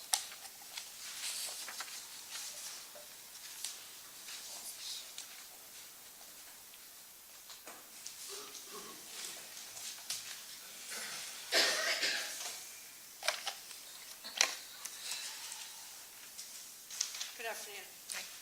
Diane Menashe on behalf of Dr. Husel. Are you still a phlebotomist? Yes, Just want to make sure that I'm clear. Fair to say as a phlebotomist, you do not administer medications. correct, You draw blood. correct. So it's from that perspective that you were talking about some medical terms during your direct examination. Is that fair to say? Correct, yes. As a phlebotomist working in healthcare, here. I'm assuming that you're aware of day shift and night shift times. Correct, Night shift starts at 7 PM, does it not? correct. Your, Ms. Castle was extubated at 16:42. Does that time sound familiar to you? Yes, And 16:42, that's military time. Do you agree with me that that's 4:42 in the afternoon? yes, I would. So she's extubated, and the decision is made because of her advanced directive during the day shift. Correct, So then we have the night shift beginning at 7 PM. correct. Do you remember how, when the shift change took place, there was a change in nursing staff? Yes, You mentioned Stephanie. Stephanie was the night shift nurse that was there. that is correct. Fair to say, and I take it from your testimony that Stephanie was tending, she was present. She was present, yes. She was in and out of the room. Yes, If there was a time when you needed her, she was accessible to the family? yes, And so much so you actually remembered her first name, as it seems like. yeah, she was very personable with us, very compassionate. She even, after my grandmother had passed away, when we were leaving, had taken the time to come over and hug and cry with us, so, yeah, I was very touched by it. And then I want to talk about, in terms of timing, your testimony with respect to the syringe. I know you don't administer medications, but I wanted to make sure I wrote down what your testimony was. I think first you said in the syringe it was cloudy, and then you indicated that it was white fluid. Is that accurate, what you said in your direct? Correct, yeah, it was white, cloudy, viscous fluid. Would it surprise you to know that fentanyl is completely clear? Sure, yeah, I wouldn't know. Then let me ask you this. Did you know that 30 minutes plus or minus before the fentanyl was given, that glycopyrrolate was given to help with the death rattle and the secretions? And that medicine, would it surprise you to know, was clear? Oh, okay, yeah, I wouldn't know that either. But do you remember that there was first the medication given as ordered by Dr. Husel for the secretions and the death rattle? I remember discussing that being the reason that we were going to give the medication to her was to dry the secretions that would help with that death rattle, yes. And at this point in time, we've got the extubation at 4:42. We're now nearing 11 p.m. at night, 10, 11 at night. Correct. So long that you even testified on direct that some family members, and I don't mean to be disrespectful, were getting tired of waiting and it actually left at that Right. time. Correct. And so the family members in support were narrowing because it was taking many, many hours for Ms. Castle to pass. Is that right? Correct. And I know it didn't bother you according to your testimony, but fair to say that your father was quite disturbed Yeah, he was very distraught watching the way that she was dying, yes. by the noise, right? It was loud. To me, it didn't seem loud. I mean, I was sitting at the bedside with her. My father was on one side, I was on the other. It was loud, but I wouldn't say it was, I wouldn't say it was something where you'd have to put earplugs in or, would be a high decibel or anything like that. I mean, it was, to me, it was a normal level, I guess. I mean, I didn't have anything to compare it to, but it wasn't anything that was, like a jackhammer hitting a pavement or something like that. But there was a death rattle. There was a death rattle, yes. And I know how the impression it left on you, but in your opinion, the impression it had on your father was that he was very disturbed by it. Yes. And even fair to say, when he first saw the ventilator, right, he was disturbed that there was even a ventilator, even period, right? I don't know if disturbed would be the right word. I think angry would be a more appropriate word, just because it was well known she did not want to be on a ventilator. And I know and I know you were asked about this in your deposition, and your father's reaction when he first saw her. You mentioned that there was some concern or frustration, you mentioned that he was upset and frustrated with the fact that his mother was on life support because she had been clear that she didn't want to be on life support, period. Correct. Not just that she didn't want to remain in a vegetative state, she didn't ever want to have a tube and be on the mechanical ventilation, right? Correct. And your father, based on your observations and knowing of the situation, very well knew that about his mother. Correct. And I know you talked about her prior health conditions, but I just wanted to kind of go back, if we could, a little bit. She had some serious health conditions for some time. Correct. And I know that you listed them, the COPD, she was morbidly obese. I don't say that as a criticism. Right, yeah. She obviously, the dysfunction in the kidneys, so the failing in the kidneys, and she had taken a bunch of medication that was giving her some side effects as well. Correct. And then she had the surgery on her lower back. And when you were talking on direct examination about her coming into the hospital, I just want to make sure that I understood. You're aware, are you not, that she actually came in on the 9th to Mount Carmel West? She was released on the 10th, went home, and then 4 hours later actually coded and then was brought back. Did you know that? That would have been on that Friday, which I believe was the 9th, was when she was in Thursday night into Friday morning. Okay. And then Friday morning is when she was released, and then that Friday night is when she was brought back to the ER. Okay. But it's within a 24-hour period that she's actually released, goes home, and then she codes. Correct. And then she's brought right back Correct. to the ER and then ultimately to the ICU. Correct. When she coded, was she given CPR, if you know, at home?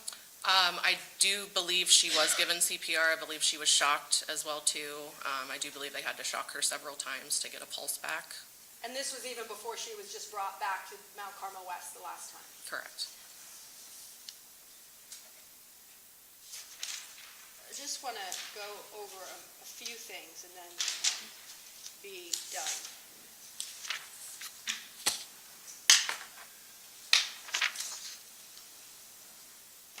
With respect to your conversations with Dr. Husel, I know you talked about those on direct, but the conversations with respect to Dr. Husel were about providing medication to provide comfort to your grandmother. Is that fair to say? Yes. And then your testimony is that medications were given once or twice, but medication was thereafter given. Is that right? Correct, after the discussion with Dr. Husel, yes. I'm sorry? Could you repeat your answer? Oh, yes, after the discussion with Dr. Husel, that's correct. And I just want to make sure that in terms of Dr. Husel's, presence, he came to the room to check on your grandmother, did he not? And indicated that the reason he came to the room was because of the death rattle. That is correct. And the noise that it was making, and then there was the discussion about medication that could be given. Correct. Prior to that conversation that took place, the decision to palliatively extubate your grandmother was during the day shift and had nothing to do with Dr. Husel, correct? That is correct. And if we just talk about 10 or 11 p.m., the night shift beginning at 7 p.m., there's 3 to 4 hours before Dr. Husel even comes to the room to speak with the family. Correct. One moment, Your Honor.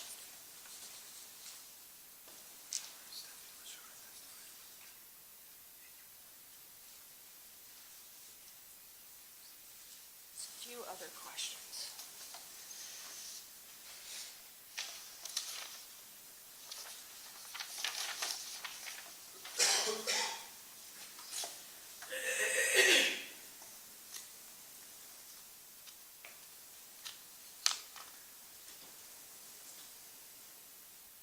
One moment, Your Honor, just want to find something if I could.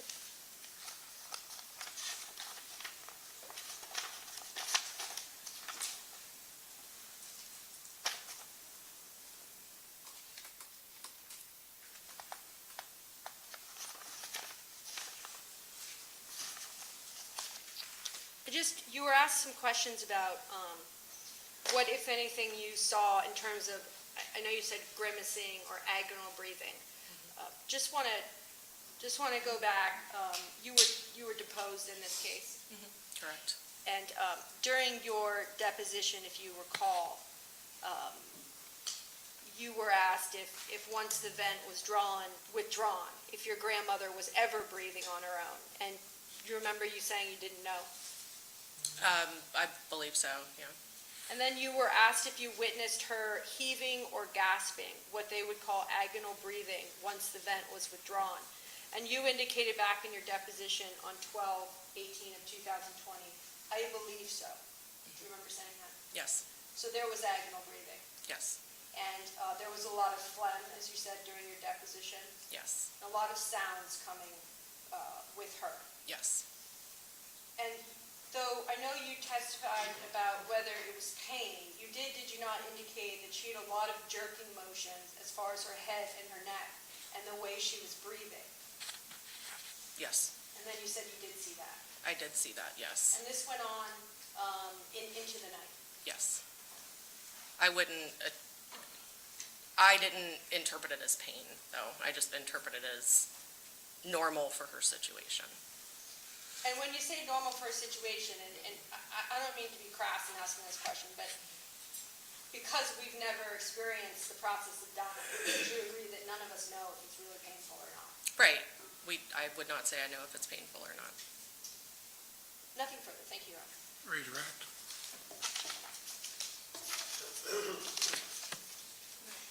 Your Honor, Sorry? reproach. Sure.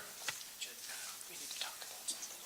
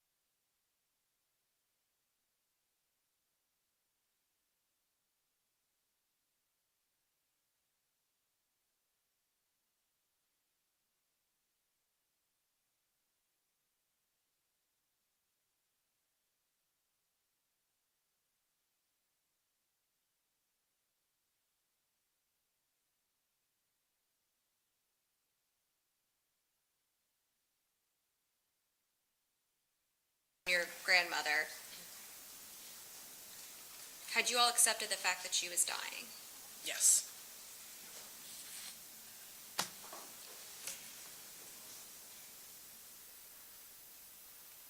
And the noises, this death rattle you were speaking of, you were in the room with her the entire time you were there, or did you leave it all? No, I was there with her the entire time. And you didn't complain to the nurses about the noise? No, I did not personally.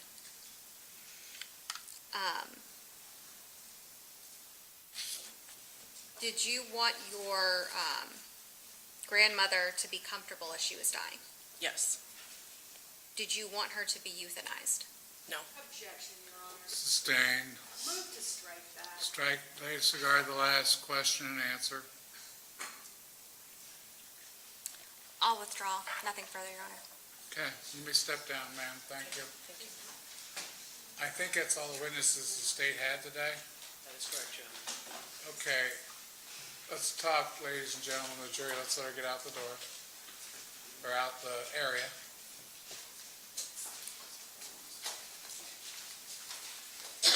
If I misstate something, it's my understanding you have a couple witnesses tomorrow morning. One witness tomorrow morning, and that'll be your last witness. That's correct, Your Honor. Okay. What's going to happen tomorrow, ladies and gentlemen, is the state will finish their last witness. At that point in time, we'll have to take a recess for a while. I've got some judges' stuff to do with this case. Okay, so it's going to take the better part of the afternoon. So you'll just be in the morning for the one witness, and I'm going to probably have you excused for the rest of the day, and we'll continue back up on Wednesday. Okay? And there's just no way I can solve that problem. So I'm just being honest with you. You know, you might be able to make afternoon, well, don't make afternoon plans, because knowing my luck, it won't go that way, but, I'll have to do some stuff tomorrow, so it may be a while. So instead of you sitting back there the rest of the afternoon, I'll probably send you home and we'll get started back on Wednesday. Okay? Any questions? Okay. David? All rise.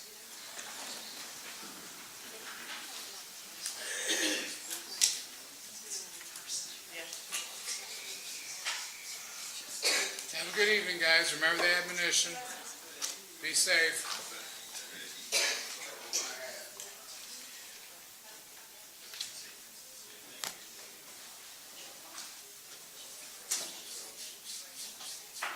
At least we'll have the smell of the coffee in the morning. Yeah.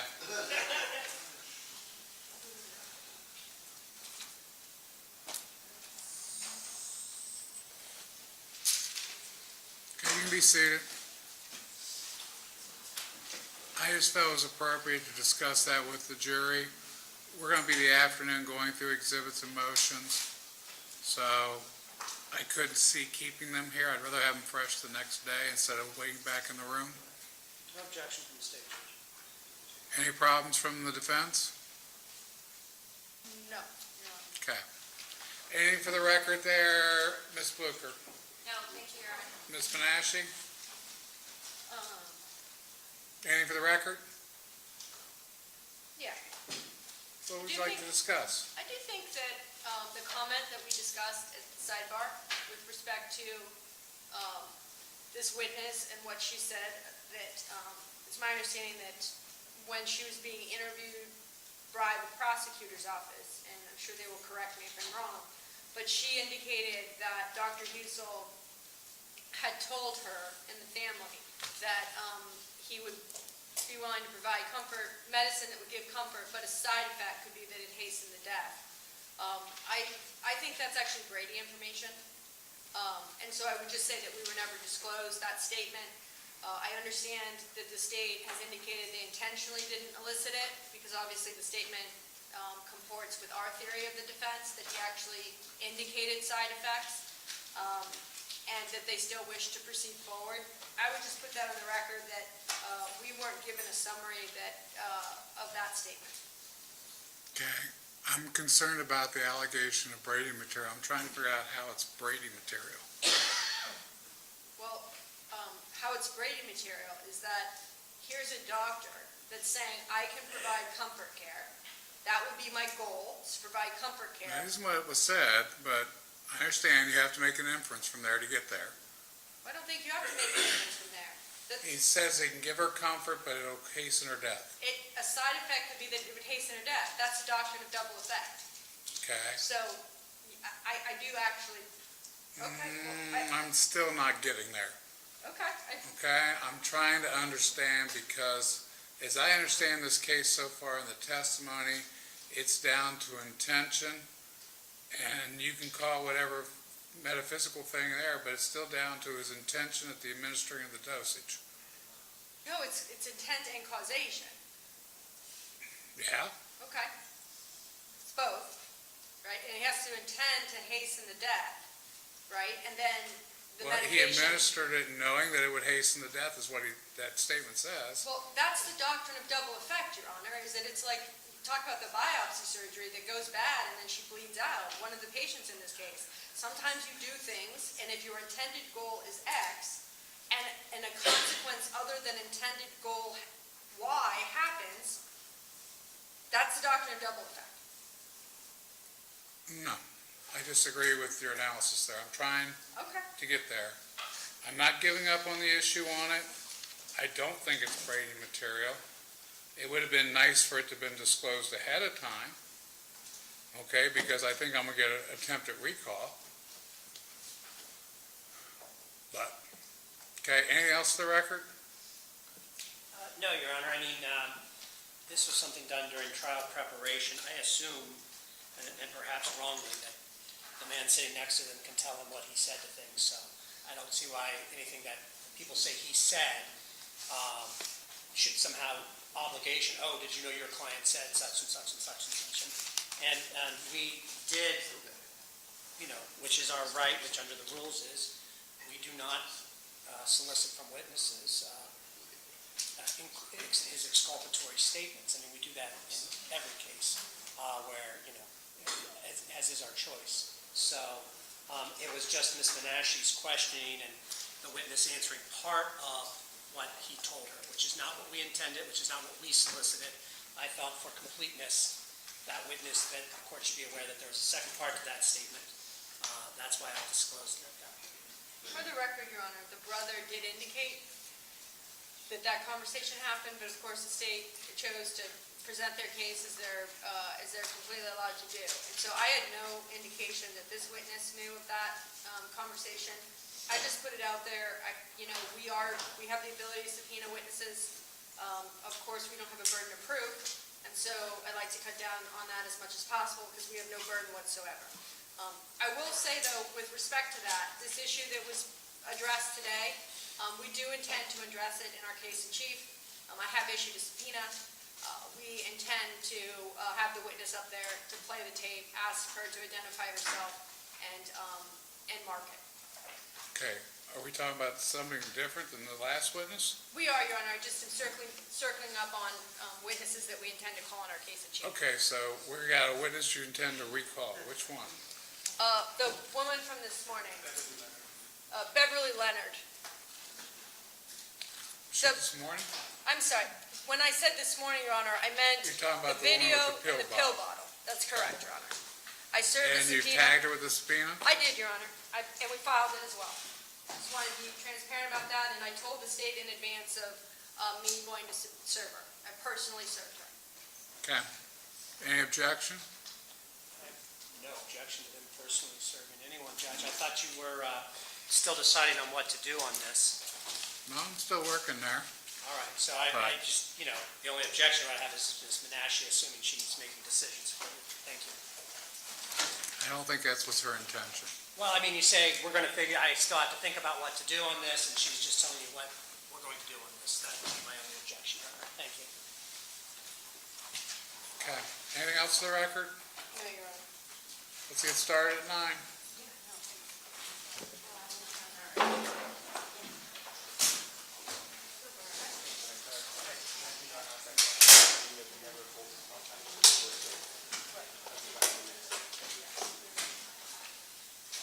That is a world of It's not where we can get it out of our own fund, it's ours, they're going to give us valuations. Beautiful record. my problem now. I very carefully took everything back to where it was. Nothing is full of. That show right where it should be at. I know, I'm not the son of a bitch. Hey, we got a mark. What say this is the exhibit as? What was the court's exhibit number for Dr. Ross' reports? 11, 12, 13? When their entire career is misleading families and misinforming them, and that's their evidence of that. But evidence